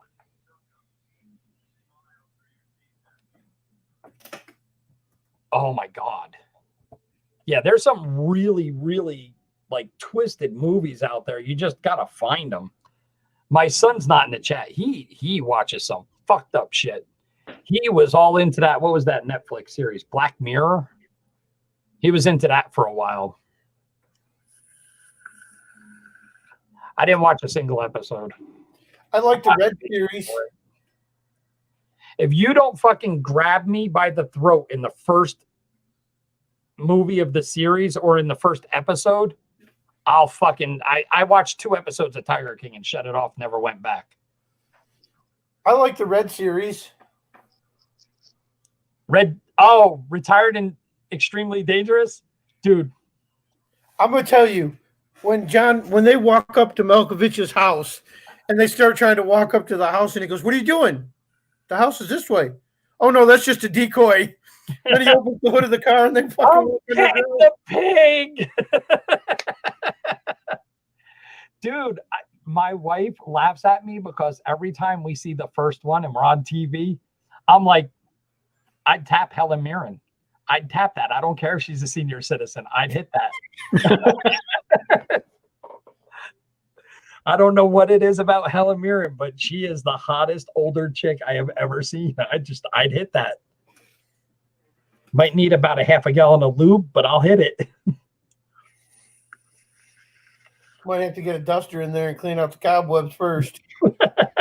I'm waiting for the chat guys to catch up on the delay and go, "Oh, fuck. Where are we going with this?" You nasty motherfucker. Dude, oh. I don't know. I'm a big fan. I've seen every James Bond too. Every one of them, including the Kingsman, the 2 Kingsman movies. Loved both of them. Yeah. Okay, the There's Kings a- really aren't James Bond, but The third one's coming out. I know. I like the Kingsmans a lot. I've seen every James Bond there ever is. I don't care for Daniel Craig. Not many people do. I didn't really care for Timothy Dalton. No, Sean Connery for me. Sean Connery was the Plus, not you're Pierce Brosnan. Roger Moore. Roger Moore. Yeah, Roger Moore was good. I like Sean Connery. I hated Pierce Brosnan. I'll see now. I like Pierce Brosnan. I think the chat just caught up from what we said before. I like Pierce Brosnan, and I also liked Roger Moore. Roger Moore is obviously my favorite. Daniel Craig. Nick, you would have. He's married to Rachel Weisz. I thought Daniel Craig was gay. No, he's married to Rachel Weisz. Well, most people pronounce it Rachel Weisz. I don't like Daniel Craig though. He took the suave out of James Bond. And more arrogant. Yeah. James Bond is meant to be suave. Yeah, I do like that. If you could combine Roger Moore, Sean Connery, and Daniel Craig, you'd probably have it. Did you hear they were trying to cast some black guy as the next James Bond? I was like, no. I understand what they're doing, but certain things, Albert Broccoli would be like rotating on a rotisserie in his grave. No, I understand with all the diversity. Yeah. And all that. Yeah. But you need to leave canon alone. I mean, when you start, especially like in the comic book movies, you don't need to make a main character gay or anything like that. You just write in a new character. I mean, James Louis put that they're talking about a female James Bond. I can understand if they put a female version of a James Bond, but to make her the main character, no. It was always Don't call about her Bond. woman's Bond. You don't call her Bond. You know, and there's nothing, and I'm not saying anything against them, but there is talk of the third Spider-Man making Peter Parker either gay or bisexual. yeah, and why? Why do you need to do that? Oh, yes. Yes, true. Okay, Yeah. So here's the thing, Mark. Tom And Hanks in that movie was fucking killer, though. Oh my god. I really hate that they feel that they need to do this. Now, I'm a big superhero fan, show watcher. I watch all the CW shows. Yes. Okay. And when they bring in the lesbians and the gay, not that I care that they did it, okay? It's how they do it. They make it so predominantly a major part of the show. And it takes away from the quality of the show. Like they got to show her making out with another chick. It's not Always. gonna bring viewers. But the thing is like you and I had talked about. Look at what Brie Larson did after she had such good reviews about doing Captain Marvel that she decided to open her mouth and stick her foot in it up to her fucking knee, saying, "Oh, we need to do an all-girl superhero movie." No. That's not, they're following comic book lore. You can't just throw something different in there because all the people that are our age who read these comics are going to be like, fuck this. They're going to lose so many fans if they start listening to their fucking actors. She didn't even read any of the Captain Marvel comics until she was given the role and then read them for research. So don't pretend like you're a comic book fan just because you read the comics for 2 months before you fucking started the role. You know, I don't like that. You're a tourist in our world. That's not how it works. Exactly. In the comic book world, sexuality is irrelevant unless it has a romantic plot line like Superman and Lois Lane, which even that fucking ruin the comic. And well, and If I have more than two making pages out of them constantly. making out or fucking talking about their love life, you scam. It's Okay, so there's always going to be love life, but it's how tastefully they put it in there. Okay, so Barry Allen is with Iris West. Okay, they're married. He may give her a kiss or talk to her once in a while, but it's once in a blue moon. Then you go over to turn on Supergirl, and Alex Danvers is constantly making out with her new girlfriend. Okay, you got Sarah Lance and her with the head of the thing under Legends. Okay, and they're constantly having lover spats. That shit doesn't happen in a man-female relationship in a comic storyline. They're doing that, and they're enticing that storyline to throw it in our face. Okay, here's my thing. I don't care if you're gay. And that is why I don't watch any of those fucking series. I don't care that you're LGBTQ, ZRP. I don't give a fuck. That's your prerogative. I have zero issue with that. But don't throw it in my face. Yeah. Okay. And don't force me to watch it. And here's the thing is, okay, I have a lot of guys that come to my shop that are gay. I have some guys that are part of the what do they call it? Maybe if you closed up that hole in the bathroom, they'd stop coming in. They're part of that thing where they got multiple partners. Okay. Oh yeah. I know what it starts with the P. I can't think of it. So, and I'm friends with these guys. Yeah, polygamy. Robert Riggins is Mormon or used to be Mormon. He'd know about that. Well, it's not really polygamy. There's a different name for it for the gay community. Pansexual.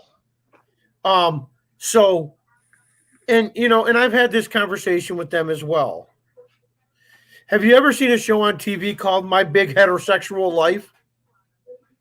But you have seen the TV show called My Big Gay Life? Yeah. Why do they need to throw it in our face? There it is. Polyamorous. Yeah, polyamorous. That's what it is. And that's my thing is I don't care about your sexuality. Don't make it your main focus about you. Don't make it about the main focus of what I'm watching. I didn't watch the show for that. I watched the show for the show. Now, can I sit here with my wife and watch Jack and Jill? Yeah. I don't care. It's not what I mean. It's a gay show, but oh, I thought you meant jacking Jill, like Jill had a pee-pee. And no. It's a show about a gay guy and a straight girl living together. Wow. Will and Grace. Will and Grace. Yeah. That's what it is, Will and Grace. And I'm okay with that. I can sit here and watch Will and Grace. I don't even know the name of the show. Yeah, because the chick was kind of hot.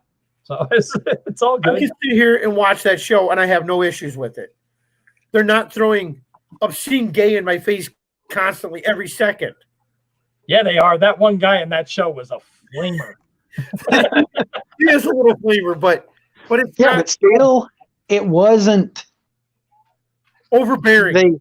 It wasn't overbearing. It wasn't, hey, look, we're a gay TV show. It was what you would say would be a normal sitcom set in a homosexual lifestyle. And it wasn't over the top, and it wasn't, hey, look, and everything wasn't about it, hey, it's a homosexual show. It was just a show. Yeah. Right. But I agree with Evans. Evan said in the chat, it's frustrating for their community as well because it creates the stigma that anyone not straight is promiscuous. And that is the God's honest truth because, all right, my son's gay. And that was the first thing I thought. I'm like, what are you doing, dude? Because he was going out every night. And he was like, dude, we go to the bar and we hang out. I'm not sleeping with anyone. I was so paranoid about that. I was worried because it's my son, I was like, I don't want you coming home with crotch crickets or anything like that, But it really is. It does have a lot of stigmas attached to it. And that worries me. I get that, but I guess the point I'm trying to make is If you're gay, you're gay. I don't care. You do you. I will do me. And I don't come around saying, I'm a heterosexual. I love vagina. I gotta have vagina all the time. I'll do me. You don't have to do me. We're good. You get what I'm saying, though. I don't throw it in people's face. I don't bring up my sex life and my personal preference. I might refer to my wife, and when they refer to their boyfriends, I'm okay with it. That's fine. But when they start throwing it gay in my face, it gets irritating. I don't care to see it. I got you. I have a buddy. Okay, he used to work at the pizza parlor, and he's probably part of that polyamorous group. Okay, and he was doing. There's another guy, Rich, that worked there, and he was doing a podcast, and he invited my buddy on for the podcast. Well, my store manager thought it would be funny to listen to it. Now, Rich was asking some pretty in-depth questions. And I mean, really in-depth. As, how it all started and where he started. And my buddy Ken's just sitting here listening to the show. And I'm like, Ken, can you turn that off? He's like, why? It's funny. I says, Ken, can you turn the shit off? He goes, why? It's funny. There's things I don't need to know about my friends. That's his personal business. I don't want to know about it. And then the guy that came in, the gay guy he come into my shop the next day, and he goes, I heard you got bothered listening to the podcast last night. I said, I didn't get bothered by it, Corey. I says, there's things about you I don't want to know. It's none of my fucking business. I don't care. And he goes, I can respect that. I told him that you probably wouldn't want to listen to that podcast anyway. You're right, I didn't. It's none of my fucking business. What you do and who you do is none of my concern. It's when they try to make it our concern is what bothers me. Okay. I'm there with you. I'm there with you. I don't care. I'm like, my son came out when he was like 17 years old. I told him, I said, I knew for 3 years already, dude. You ain't telling me nothing I didn't know. And my brother is gay too. Well, okay. One of my brothers is gay. I do Mike, like where you say, Mike, on the CW, on the Flash, Captain Singh was gay. But they didn't make a big deal about it. They didn't make. You had to actually pay attention to the story to know it, and it was just as subtle as it is with Barry and Iris. It wasn't a, oh look, here comes my husband. Has everybody met my husband? It's just there. It's just like a natural world.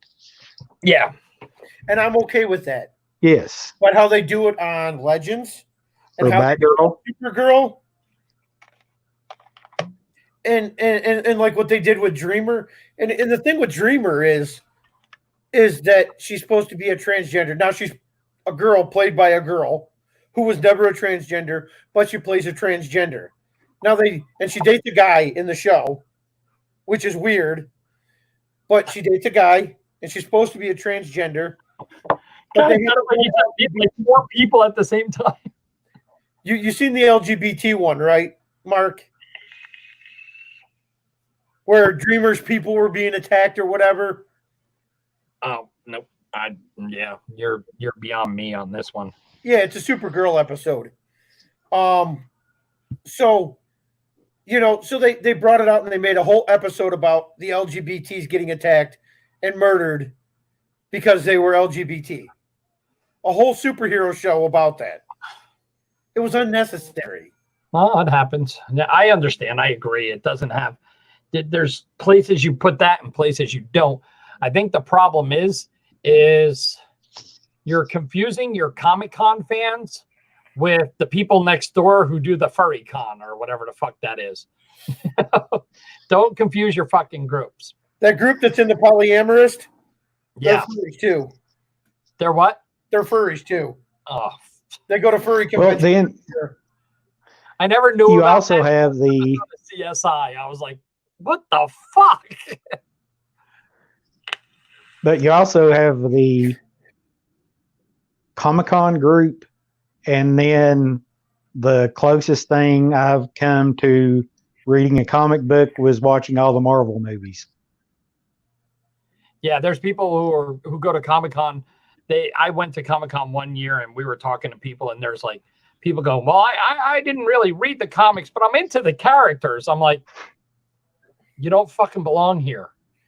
Correct, Nick. Granted, they'll take your money, but you know.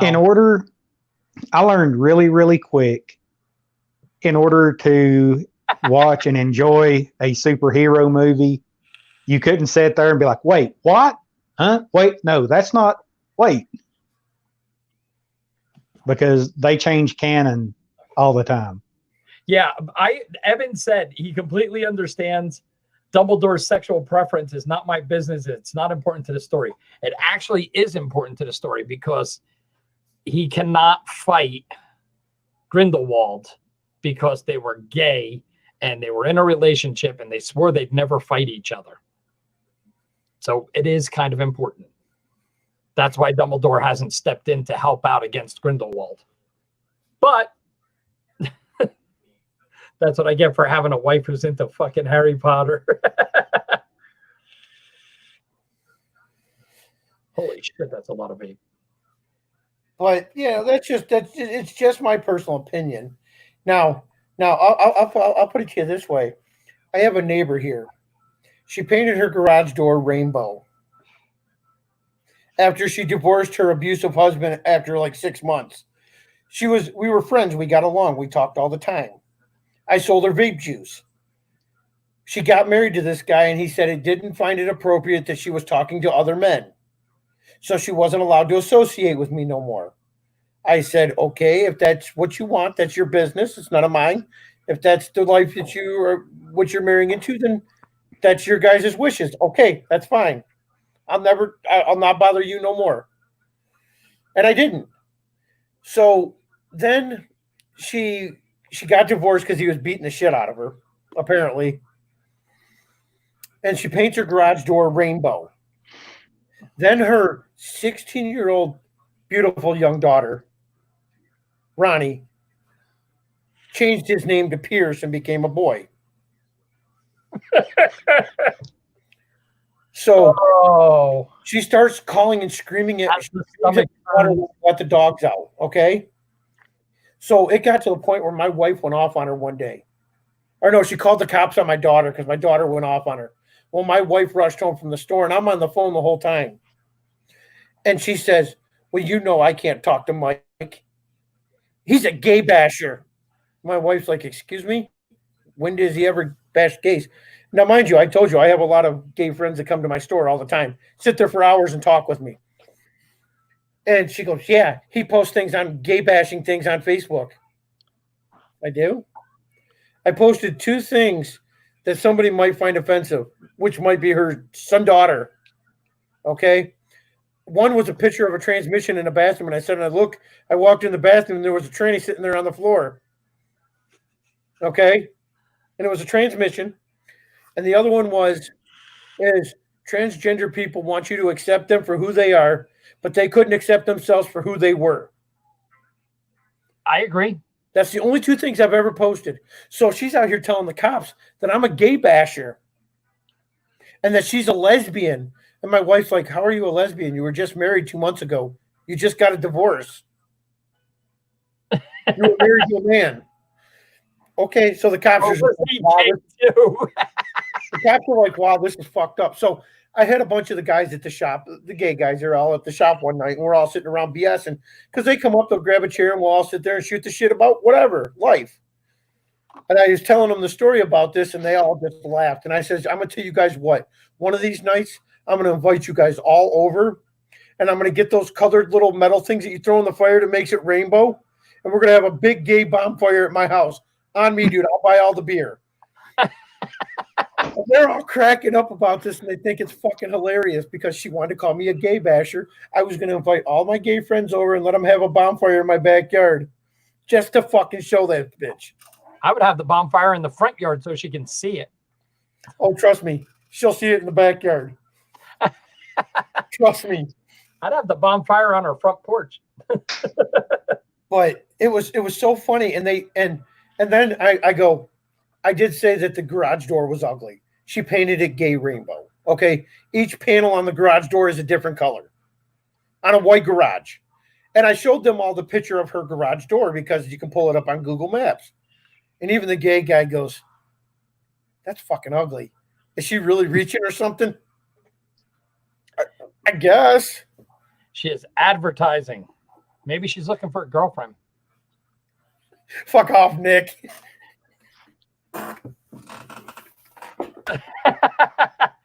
maybe that the painting your garage door a rainbow is the equivalent of putting a red light over your door. Is that the gay equivalent of a red light? Holy shit, it looks like fucking London in here. Let me turn on my fan. I just don't get people, I guess. I don't know.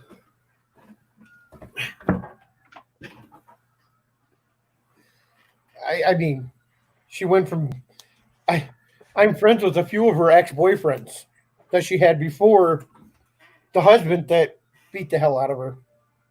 Are they gay too? No, they're not actually.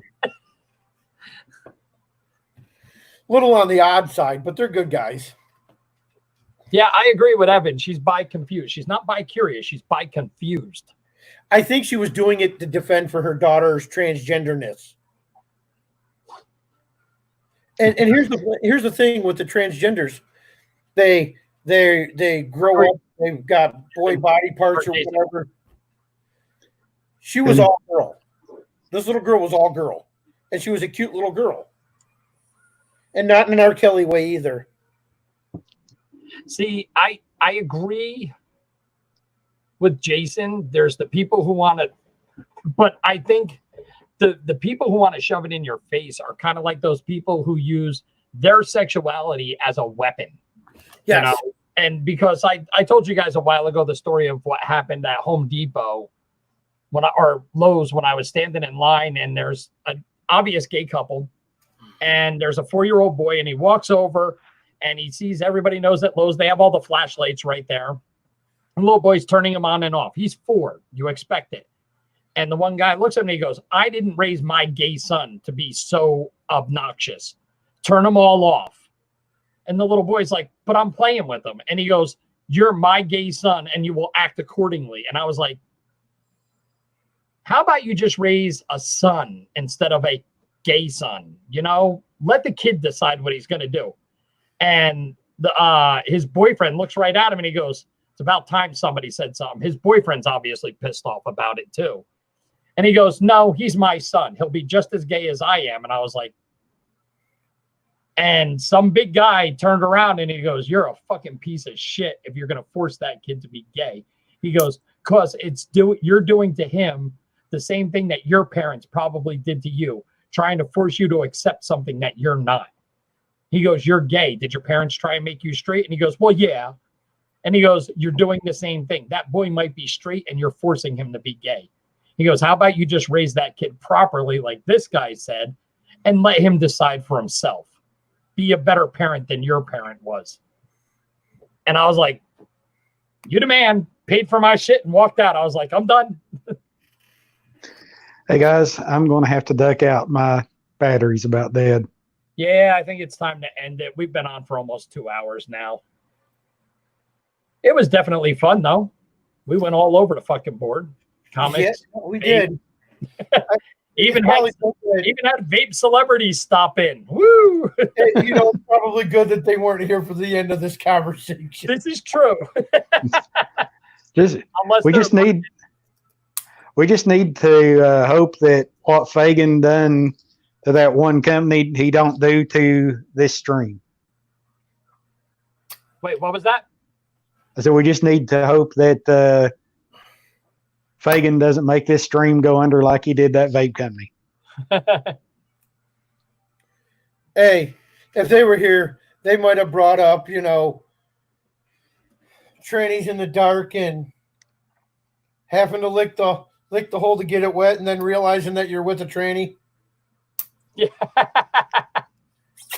You're a dick. Yes, I said it. I'm trying to screenshot that we had celebrities in here. There we go. That'll do, pig. All right. Oh, Mark left. Yeah, Mark said he was dying, so.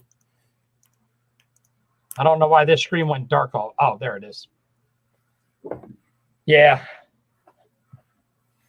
Oh, where are we at? This is true. Yeah, it's little kids.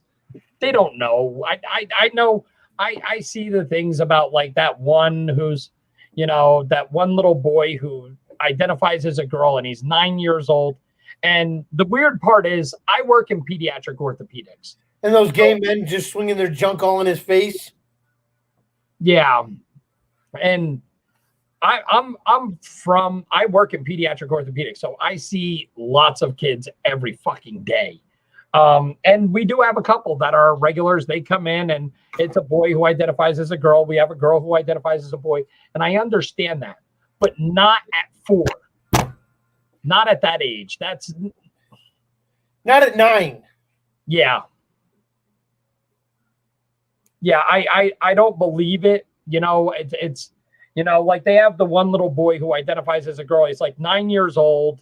And they've turned him into like some type of like pseudo celebrity and fighting for transgender rights in elementary school. It's like, come on. It's disgusting. I remember, I had my one friend. He and I have been friends since we were little. And we're still friends to this day. I talk to him every once in a while. And he used to put on his mom's camisoles and run around the house in her high heels. And the funny thing is he is the biggest womanizer I ever met in my life.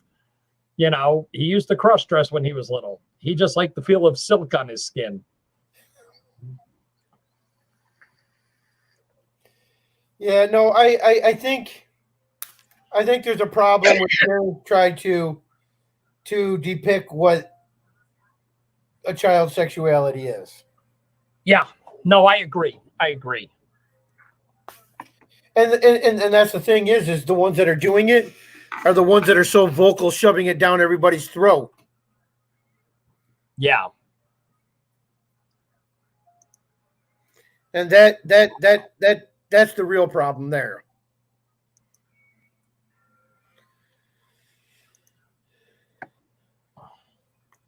I'm trying to boom, there we go.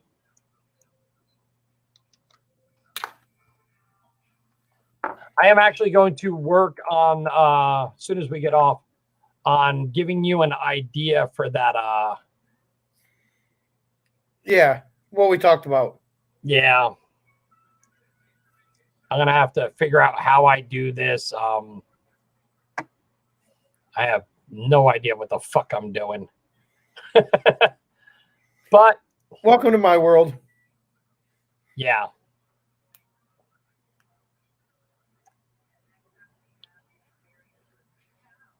All right. So I'm trying to figure out what I'm doing here. You're running a live show. Yeah, I know. Is anybody even still watching? I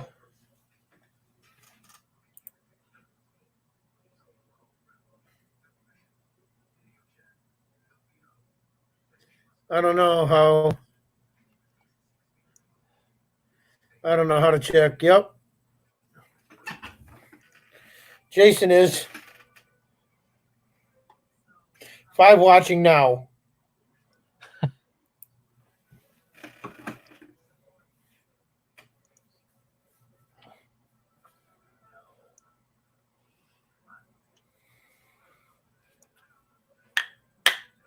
No, I don't want to do that.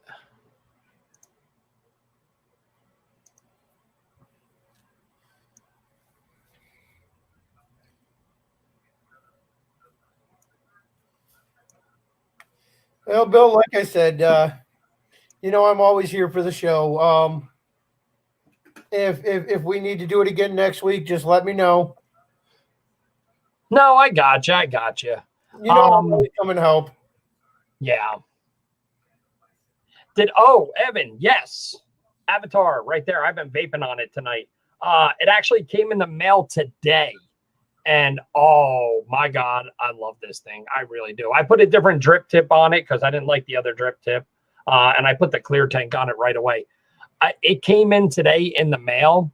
I got home. I ate dinner as fast as I could and literally built this right away because I was like, I got to do this. I'm dying to try this Addy. And it's killer. It's killer. Also, right next to it, I don't know if you've been paying attention to the side-by-side groups. This is the Vampire V2. That's another high-end art. Well, it's more of a Jenny. It's more of a Jenny. But it blows. It really does. This has phenomenal flavor. I've never used anything with the wicking ropes in it, so real easy. Just throw it in there and go. But I like the airflow, and the draw on the Avatar is like spot on. That's my jam. I'm just a simpleton. What was that? I said I'm just a simpleton. The Avatar airflow is just my jam. I'm happy about it. I love this thing. I'm probably not going to get it. The Vampire V2 is a little tighter than the Avatar. But perfectly honest, the flavor's better on the Vampire than it is on the Avatar. That's being brutally honest. But I think it's because it's more of a Jenny and the coil's much closer and open right under the drip tip. So I remember my Aura Jenny. What? I remember my Aura Jenny. That was horrible. Yeah, this is. Hold on, let me take this cap off. There we go. I don't know if you can how well you can see it, but I just got a little coil in there. Yeah. And I got the wicks right on those the tops of those ropes. Evan, I'm vaping on my Widowmaker V1. V2 is about to drop real soon. Wait till you see that, Evan. The whole thing. I've got a Hadley prototype serial number 0000 with a Mac and Buddy Cerakote cap, 21700 Squonk mod. This is my go-to. Yeah, I'm doing my side-by-sides, but my go-to has been my Dagger with the Narca on top. Love it. Dual coil low ohm RTAs. Damn. Yeah, the THO. I like the THO, but for some reason that motherfucker. I know I did a review on it and I showed how to wick it, but I just for some reason every time I did it, it didn't wick right. RTAs, I go to my rewicked. Right now, it's either my Hurricane 1.3, and now that's old school high end, real old school high end. My Hurricane 1.3, 7 wrap spaced, and my rewicked RTA. I guess the profile, if you consider, I guess that's an RTA too, that I run from time to time is on my profile. So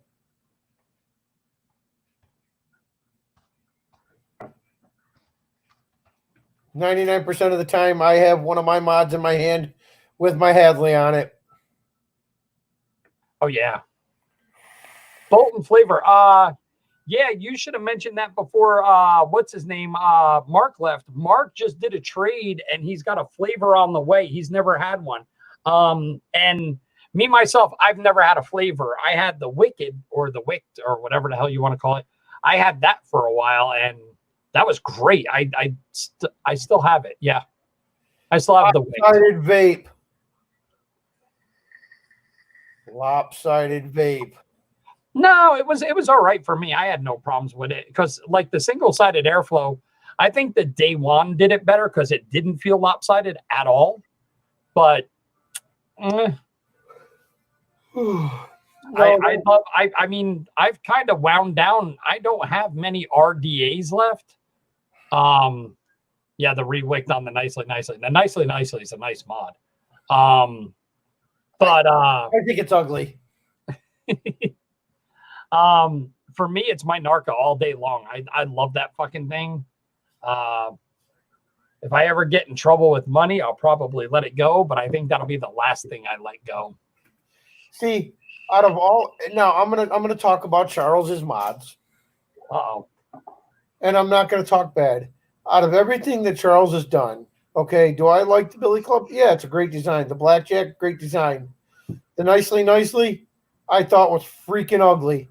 The Rat, I wasn't a fan of the Rat either. I love the Rico. Rico was nice. The Rico, and then the I actually have a Thug at my shop right now. So Charles has got some good designs. I've liked the quality of his designs. No offense to Charles, I just think I do it better, but that's just my personal opinion. But I'm also friends with Charles too. So just the nicely, it looks so funny. I think he did hit a good market because there's a lot of people who wanted to start doing RTAs started coming back into fashion. And that was the perfect mod for that. I mean, other than a true side-by-side like I use, but the Rat was tiny. Okay. So take he ran a click fed in that, right? Yes. Okay. I take and compare that to the Atom. I believe I agree with you, Jason. He missed an opportunity. He should have made that a 21700. See, Jason, I designed a 21700 Boro mod, and then I shelved it.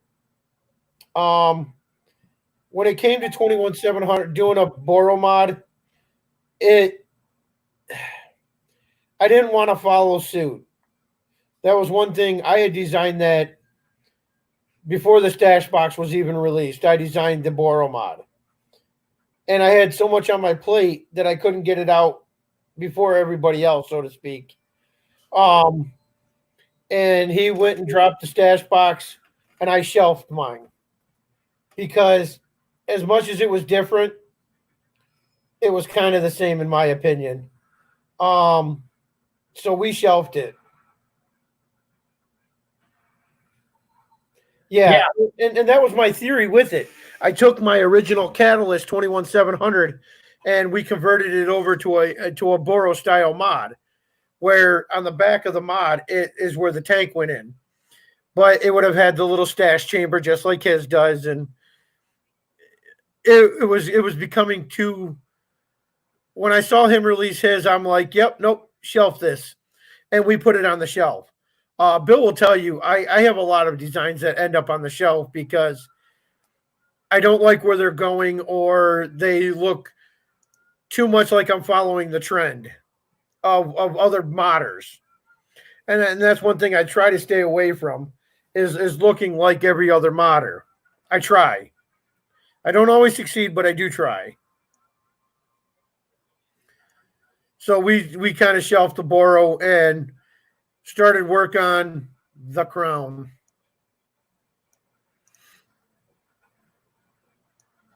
That Crown is badass. I was waiting for you to make a comment when I said the Crown. I'm waiting patiently.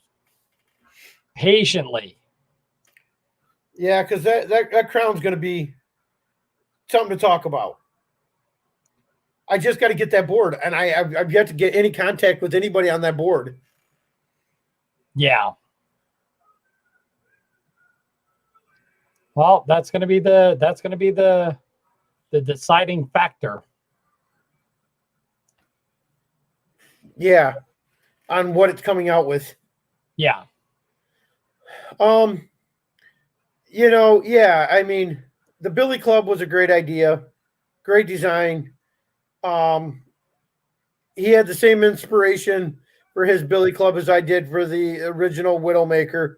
Our Widowmaker V2, it's still a 21700 DNA 75 Squonk, but we did something a little new this time. I'll go out and leak a little information. Okay, so our Widowmaker V2, which will be not introduced, but if anybody orders a Widowmaker on our next batch, that's what they're going to get. What are you doing? Are you showing something off? No, because I don't have any of the designs with me. You have them. Well, it's in the group. You can pull it out of the group. This is the original Widowmaker V1. Okay. Slight 3 mil drop on the tank. If you've seen our rewind, which some of you guys probably don't even know who the hell I am, you probably haven't seen the rewind. The rewind had a 6 mil tank drop. No, 5 mil. The RDA dropped 5 mils into the body. With the Widowmaker V2, we have done a 10 mil drop. So the RDA will sit 10 mils into the body of the mod. And we did it in such a classy, tasteful way and a very, very clean way. And we've moved the RDA from the side to the back of the mod. So the RDA will actually sit behind the board. And then your RDA is going to be dropped 10 mils into the body, which, like, as small as a Hadley is 16 millimeters to the top of the deck, from the bottom of the deck to the top of the cap. So when you put like a Hadley on the new Widowmaker V2, your RDA will only stick up 6 mils above the mod, plus your drip tip. Do you have that? Can you find that picture, Bill? No, it's buried. We've done so much chatting that I don't even see it in the chat. I know where it's at. Hold on.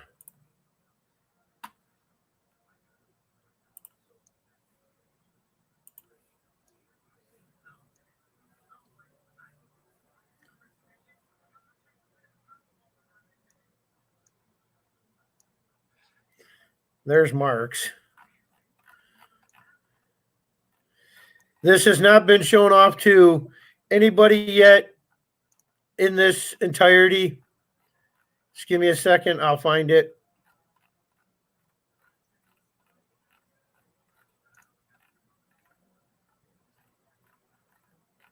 Come on.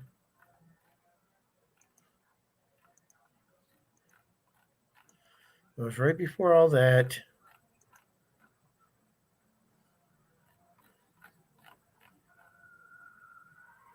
And we've got some new, I'm not going to go into details a lot, but we have some new materials that we are getting ready to release.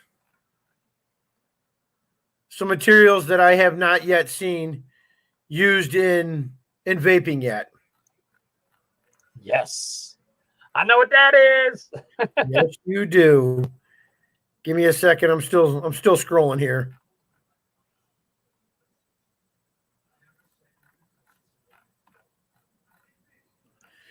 Slow.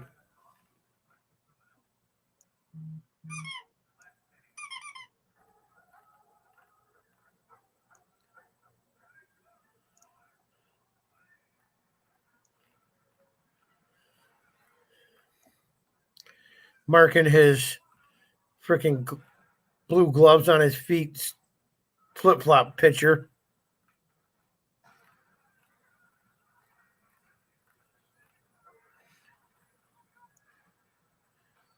And if anybody is a fan of of Doodad Customs. I'm one of the guys that I'm the guy that helped him make the button savers.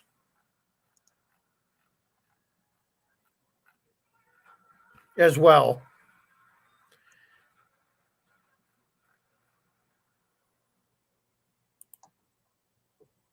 I'm gonna do this the easy way.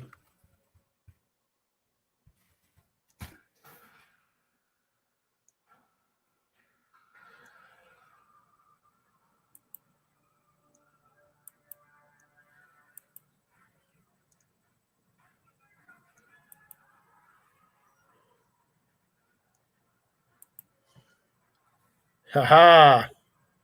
Oh, that's an older picture. Let's do it this way. Dave. I sent it to Dave a little more recently. Did you show something already? Nope, I just loaded it up. Hold on, I'm coming back.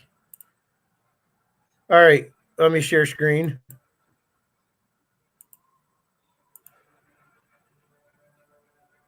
You got to allow me to share. Yep, there you go. All right, let me get to the other page. Hold on. Whoops, wrong one. All right, as you can see what's going on here, this is a right-hand variation. The Black Widow spider is cut out of the battery tube on the opposite side. Obviously, I can't rotate it here. But this is just the 3D model. The part is on the way here. I'm pretty confident that it'll be ready to print right after this prototype is sent in. As you can see here, we've got the lower deck for the RDA to sit slightly recessed behind the board. It's using the same buttons that Doodad makes for other companies, same buttons as the BMM style buttons. So they are interchangeable. The benefit with us is that, all right, I stopped. You were showing off the crown. No, I'm not showing the crown. I'm showing the Widow. I'm not going to show the crown yet. I'm not ready for the crown yet. We're using the same size buttons as Dave is making. Our bottle that we use an X-Star monster bottle. It holds 10 mils of juice, almost 11. And we run a stem system. Now, if you've used other mods that have what they call the plus 10 system or a tube system, excuse me, the biggest downfall that you see with all of those mods is if you take your bottle out and put your finger on the bottom of that tube, it goes and it can dance around real frequently. We've made some changes in our stem system. No, it's a different faceplate. The faceplates will not be interchangeable, Jason. I'm not trying to copy Charles. The buttons were just something that I felt was a little bit more readily available. And with Doodad's doing some of the buttons for us, it was just easier on him as well. So with our stem system, if you guys have had the stem system, your tube gets wobbly as shit. It gets really loose. You lose connection. You get the Addy always asking you to reset your 510 resistances. That's because of the choice in 510s that are being used. We did a lot of research and did a lot of hunting down, and we found a 510 system that works with the stem system, but your tube stays stiff. I mean, doesn't mean it can't come loose from time to time, but you're not going to slide your bottle out and your tube's going to be doing the hula hula dance. It literally is a stiff tube. It stays pretty solid. Also, the spring in our 510s that we're using, the old 510s that most people use with the stems are Mod Maker 510s. They have a 4K spring retention. The 510s that we are using now, I believe, have a 7.5 or an 8K spring retention on it. So you got a lot more spring retention on that spring. So it holds up a lot longer and it's a lot more solid built. And this is one of the biggest issues that I had with using the stem system is that you had the dancing tube and the 510s. They break down real easy, the spring structure inside those Mod Maker 510s. So we went with something with a much stronger spring retention. So the stability of the RDA and the conductivity of the RDA is a lot more efficient. And like other mod makers, we do program the mods. We do test the internal resistances. We calibrate the mods and everything like that. So just a quick reference. Our prices are usually very comparable if they're done in PA12. If you follow my group, you'll see that we do offer resin mods. We have some truckers that we're working on. Somewhere down the road, we're going to be working on releasing a few other resin mods and some other materials, which at the moment will remain nameless. We're going to call them the Voldemort materials, those in which will remain nameless. Lord Voldemort. So we've got a lot of cool things coming out, a lot of new things coming out, and we've literally looked at the quality of all falters of other companies' mods. We've seen where I feel that they have faltered, and I've stepped up the game and tried to alleviate those falters ahead of time. So that way I have a lifetime warranty on my mods, lifetime of me being in business. Even if I'm out of business and you still get a hold of me, I'll still repair the mod. So our warranty is strong, but I build mods that I try not to have to do warranties on. Macarta? On the right path. Yes, very close. And actually Macarta, we will be looking into a certain style of micarta. I'm not going to say the style of micarta. It's a little bit of a tan material, but that's not the new material that we're pushing for. Without giving too much away, it's found in the really, really high end variations of a whole different industry. We'll say that. And that's probably giving away too much information.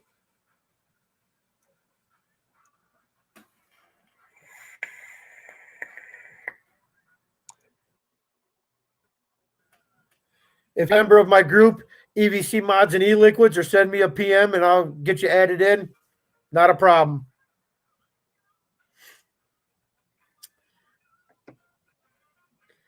And yes, Bill, I don't have crown picks on this computer. All good, brother. I want that to be a surprise, though. I want that to be a holy shit. And clearly, that'll be a holy shit. Oh, yeah. Definitely a holy shit.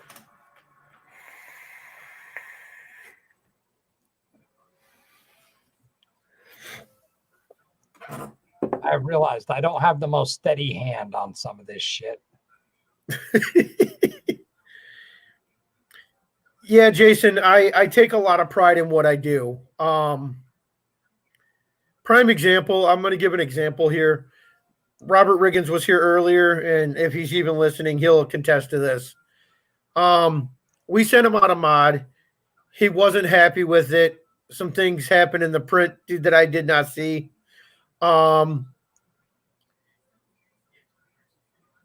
He sent his entire mod back to me, and it took a couple months because we were working with the print house trying to get them to print a much higher quality of the print, and it was the dragon that he showed earlier.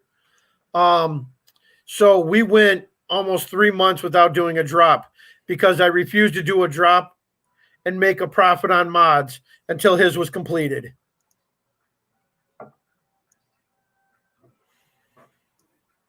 So it's just things that we do.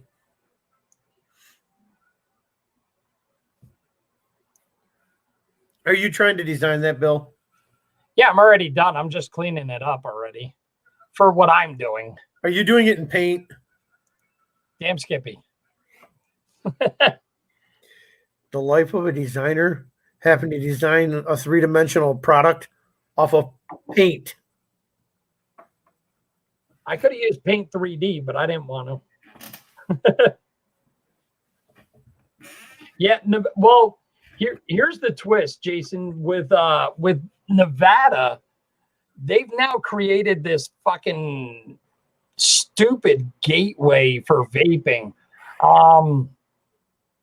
So here's the deal. All the distros in Nevada are allowed to order vape juice. We can get vape juice here, any flavor we fucking want, as long as it's on a state approved list. So if I'm a vape distro and let's say Country Clouds is not on our approved list, then what happens is I cannot get Country Clouds. So that's the way it is in Nevada now. They screwed it up. And they added a 30% tax on all vape juices. I should see if I can get on their list. You should. You should. I don't know how to, but you should. I mean, I do manufacture what, 50-something flavors? No, I agree. I think you should, but I was going to get on Illinois, but dude, they just wanted way too much money per year. Yeah, everybody's using it to take advantage now. The way they're doing this shit. Oh, you motherfucker. I'm always like fucking 1 pixel off. That's all right. You got the general gist. And it's not like the project's gonna start next week. Well, if it's simple for me to design, I'll design it in a day. Yeah, you're like me, Evan. I cheat. I don't make my own e-liquid in the traditional sense that you guys do. There's some guys who are so much more into it. And oh yeah, as a whole, yeah, I heard the schools are shut down now too. They're done for the year. I don't make my own liquid. So what I do is, hold on, I'll show you what I got.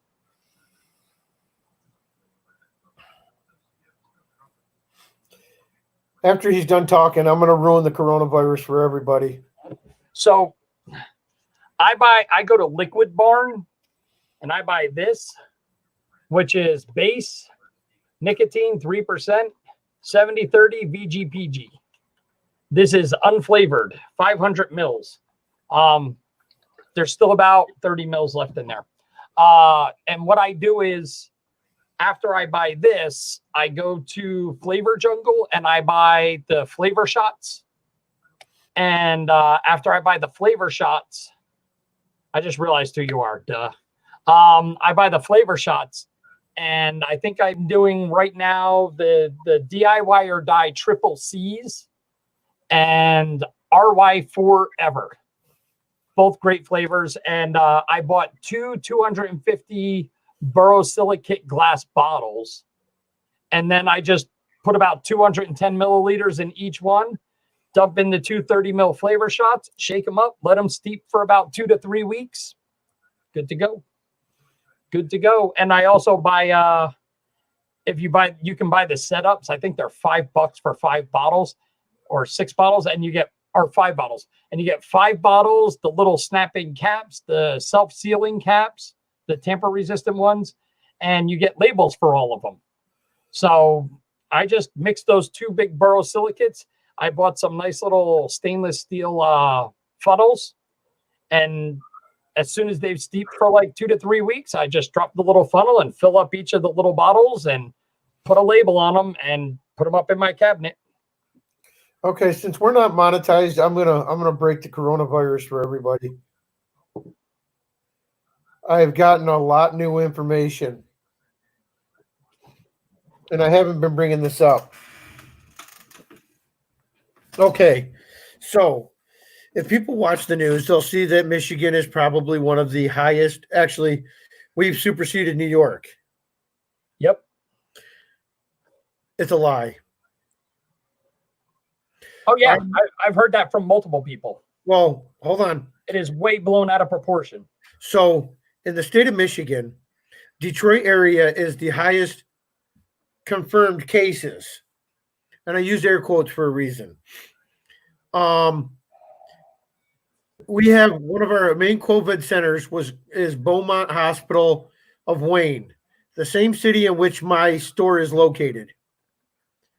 They closed the hospital last week. They did an interview and said that they were moving all of their doctors and nurses to other facilities because they were more needed there. Their warehouse, pictures of inside the Beaumont Wayne warehouse has been opened up. They have hundreds and thousands of PPE just sitting there collecting dust, not being used. Hundreds of thousands in this warehouse. One of the doctors from Beaumont Hospital Wayne had come out and said they were one of the main COVID hubs. Yeah. They seen from the start to when it closed down, they seen a total of 20 patients, only 2 in ICU. The city of Detroit turned Joe Louis Arena into a 16,000 bed coronavirus facility. They saw 11 patients, none in ICU. 11 in the heart of the worst spot where it's supposed to be. This is information straight from a doctor that worked at Beaumont Wayne. This morning, Beaumont Hospital laid off 2,547 employees and eliminated 450 jobs.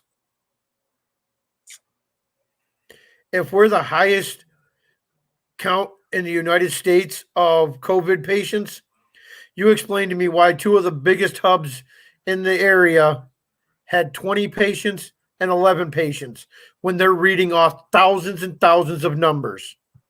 Now, they're getting inflated very bad, Jason. I'll fully read that in just 1 second. Now, That's exactly it, Jason. One of the president's press releases was actually getting recorded before they had a mic on, and it got recorded. And you can watch the video of the guys walking around getting everything set up for the conference, for the television conference thing. And the one guy goes, "You can take your mask off. We're all vaccinated." "How are you vaccinated? There's no vaccine." And he was talking to another guy that's setting up the stage. "You can take your mask off. We're all vaccinated here." Then he proceeds, they're talking about the actual true numbers. Confirmed cases, the actual number that they had stated in this record, it was actually them talking over the loud microphone. Nobody knew it was on. 0.01%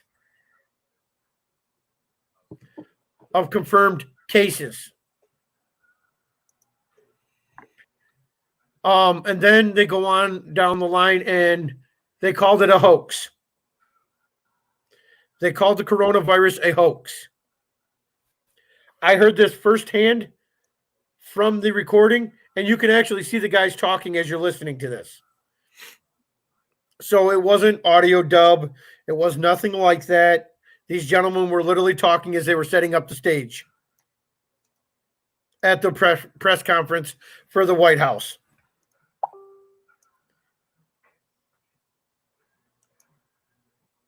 Well, that doesn't surprise me.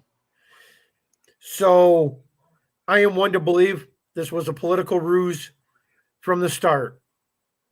I haven't bought into the coronavirus since the beginning, and everybody's been telling me I'm crazy. I'm crazy. I had to do curbside at my store. I allow one customer in my store at a time. My store is not even supposed to be open by federal order of the government. So to hear these numbers, it aggravates me. It makes me really, really mad. So take the coronavirus with a grain of salt.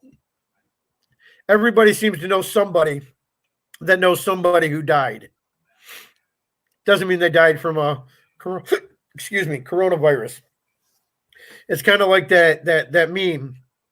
Man jumps out of airplane, forgets parachute, dies of COVID-19. Yeah. And the sad part is that shit is true. Well, like Jason said, a lot of the hospitals get a bigger chunk of government money if they say they died from COVID. They get government grants and money. Correct. For having active COVID patients in their facility. Correct. It's 33,000 per death. Per reported death. Each hospital gets $33,000 for each reported COVID-19 death. They're getting like 15,000 for every admission and recure. Yeah. It's a ruse. It's always been a ruse. Less people have died from this than bicycle accidents. No, I understand, and I agree. I think it's silliness, and I work in the medical field. I just think it's stupid. Well, when all these nurses got laid off at Beaumont and started the closing of the house, our mayor has been reaming this place hardcore about why they're fucking closed. Why did they close the hospital? He's been reaming into them hard.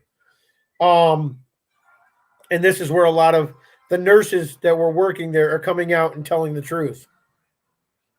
A lot more and more doctors are starting to come out and leak the truth. Well, it's going to come back to bite them in the ass. I know it is. You know what? We can say that, but I doubt it because the government can cover up anything. All they have to do is call us tinfoil hat wearing motherfuckers. No, I agree. And believe me, I'm probably a tinfoil hat wearing motherfucker. The earth is round. But the lunar landing was a fake. Yeah. Exactly. You've watched the video of the lunar landing on the moon, right, Bill? Yeah. You've seen the replay? Who held the camera? Did they have a selfie stick? I believe it was Martin Scorsese who held the camera, wasn't it? I'm sure it probably was. We didn't have technology that could see to the moon and record live video of it landing on the moon. But yet we see it. So did one guy go, all right, we're almost landed. I'm going to jump out and record this as we're landing, and I'm going to simultaneously stream it to Earth. Yeah.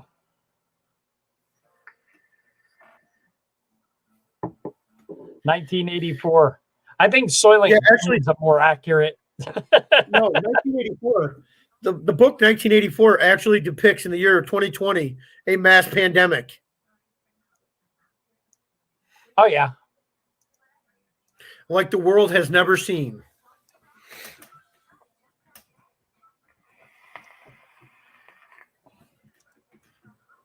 Now, here's where my tinfoil hat comes out.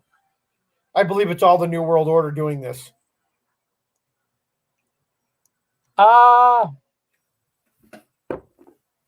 Okay. It's made up of billionaires all over the world.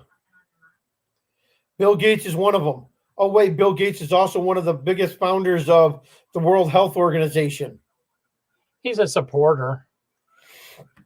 But he's also all about population control, too. How do you control population? Oh, kill them off. What was the movie we just talked about tonight? Kingsman, the first one. It was about an eccentric billionaire who decided he wanted to kill off a percentage of the population. Yep. So I'm going to go get me a strainer and I'm going to hook tinfoil to it because I probably need one. But there is so much out there that, and here's the thing.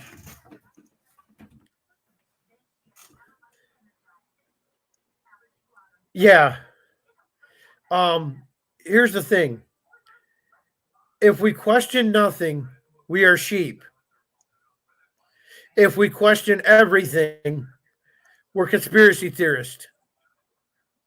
Yeah, I agree. I'd rather be a conspiracy theorist than a sheep. I'm not food for the wolf. Yeah. No, I agree.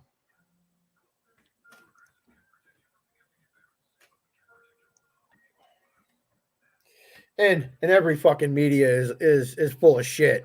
Every one of them. They're about views. They're not about truth and facts. It's about views.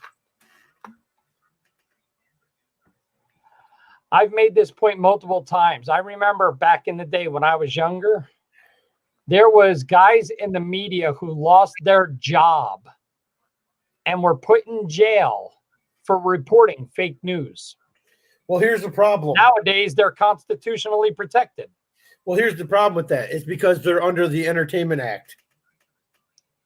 No, they're trying to say now their sources are protected by the First Amendment, freedom of the press, freedom of speech. Even though they lie, they're protected. And if anybody here, everybody here is a vapor. Clearly, you watch the news lie to you. Oh, yeah. That's correct, Jason. They are not required to provide facts. But so many people watch them that they are factual. It's sad. But anyway, we can wrap this show up. I'm going to take a look at your thing and I'm going to probably head to bed. No problem. I'm I trying got to get up early in the morning. Yeah, I'm trying to figure shit out. Hey, Bill, what do you think Yes. of my wife's corn cut? Hold on a second. What? My wife gave me a corn cut. A corn cut?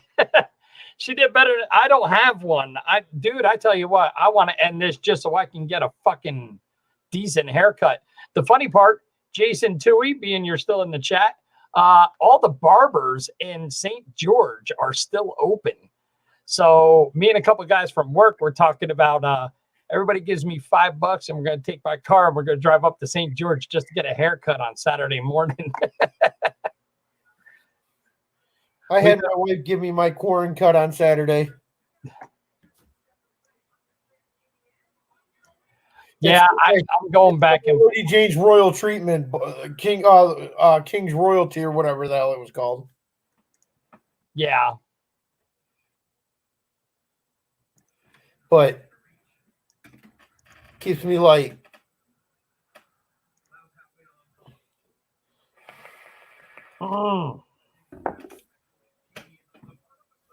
Yeah, I'm fighting with this, so you'll have to fix it for me.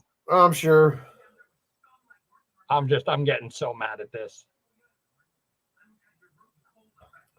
Well, go ahead and wrap up the show and get it shut down. Then you can share a screen with me, and I'll take a look at it. All right. We'll go from there. All right, Mr. Jason and Robert. Robert, if you want to duck back in, we're going to end the live broadcast. Maybe we can get some of your input on this as well. Jason, I don't know if Evan's still here. You guys, thank you for being here. Maybe we'll figure out something a little more exciting for next week. So we'll see you next week, guys. To the table with something fun. Yeah. So definitely.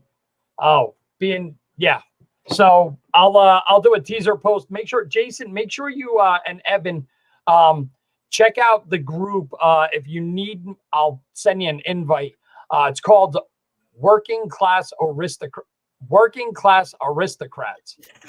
So we're going to be giving away a straight razor set caddy made by Chris Sonker at CS Wood Designs. And John B, I believe, is going to turn a resin bowl for shave soap. So we're gonna have a nice hookup there. So definitely check out that group. I'll put a teaser post in there. I'm gonna share some links in the chat real quick, so don't take off, guys. I'm coming right now. I'll leave it up while you're sharing them. What are you putting in there? Working class aristocrats? Yep, and then I'm gonna throw mine in there too, because shameless plugs. Woo! Angry mesh. I have to vape it for a couple days before I review it because I like to give an honest opinion about what it is. All right, Jason's already in there.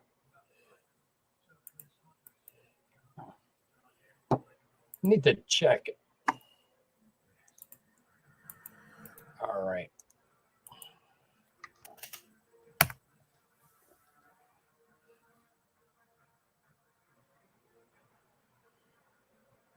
All right, that's the two groups. That's the working class aristocrats, and the second one is EBC. EBC Labs, EBC Mods, and E-Liquid.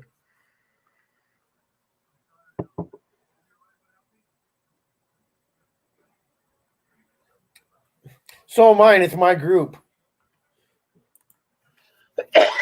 All right. Nah, no worries. No worries, Jason. One of these days we're gonna have to hook up and go have a beer or something. I actually work probably by where you live. My job is over by the corner of the 215 and Windmill. Well, one of my offices.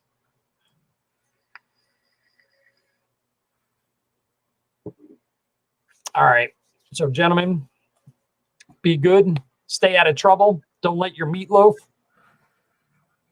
And I will see you guys. If I don't see you through the week, I'll see you through the window. All right. End the broadcast.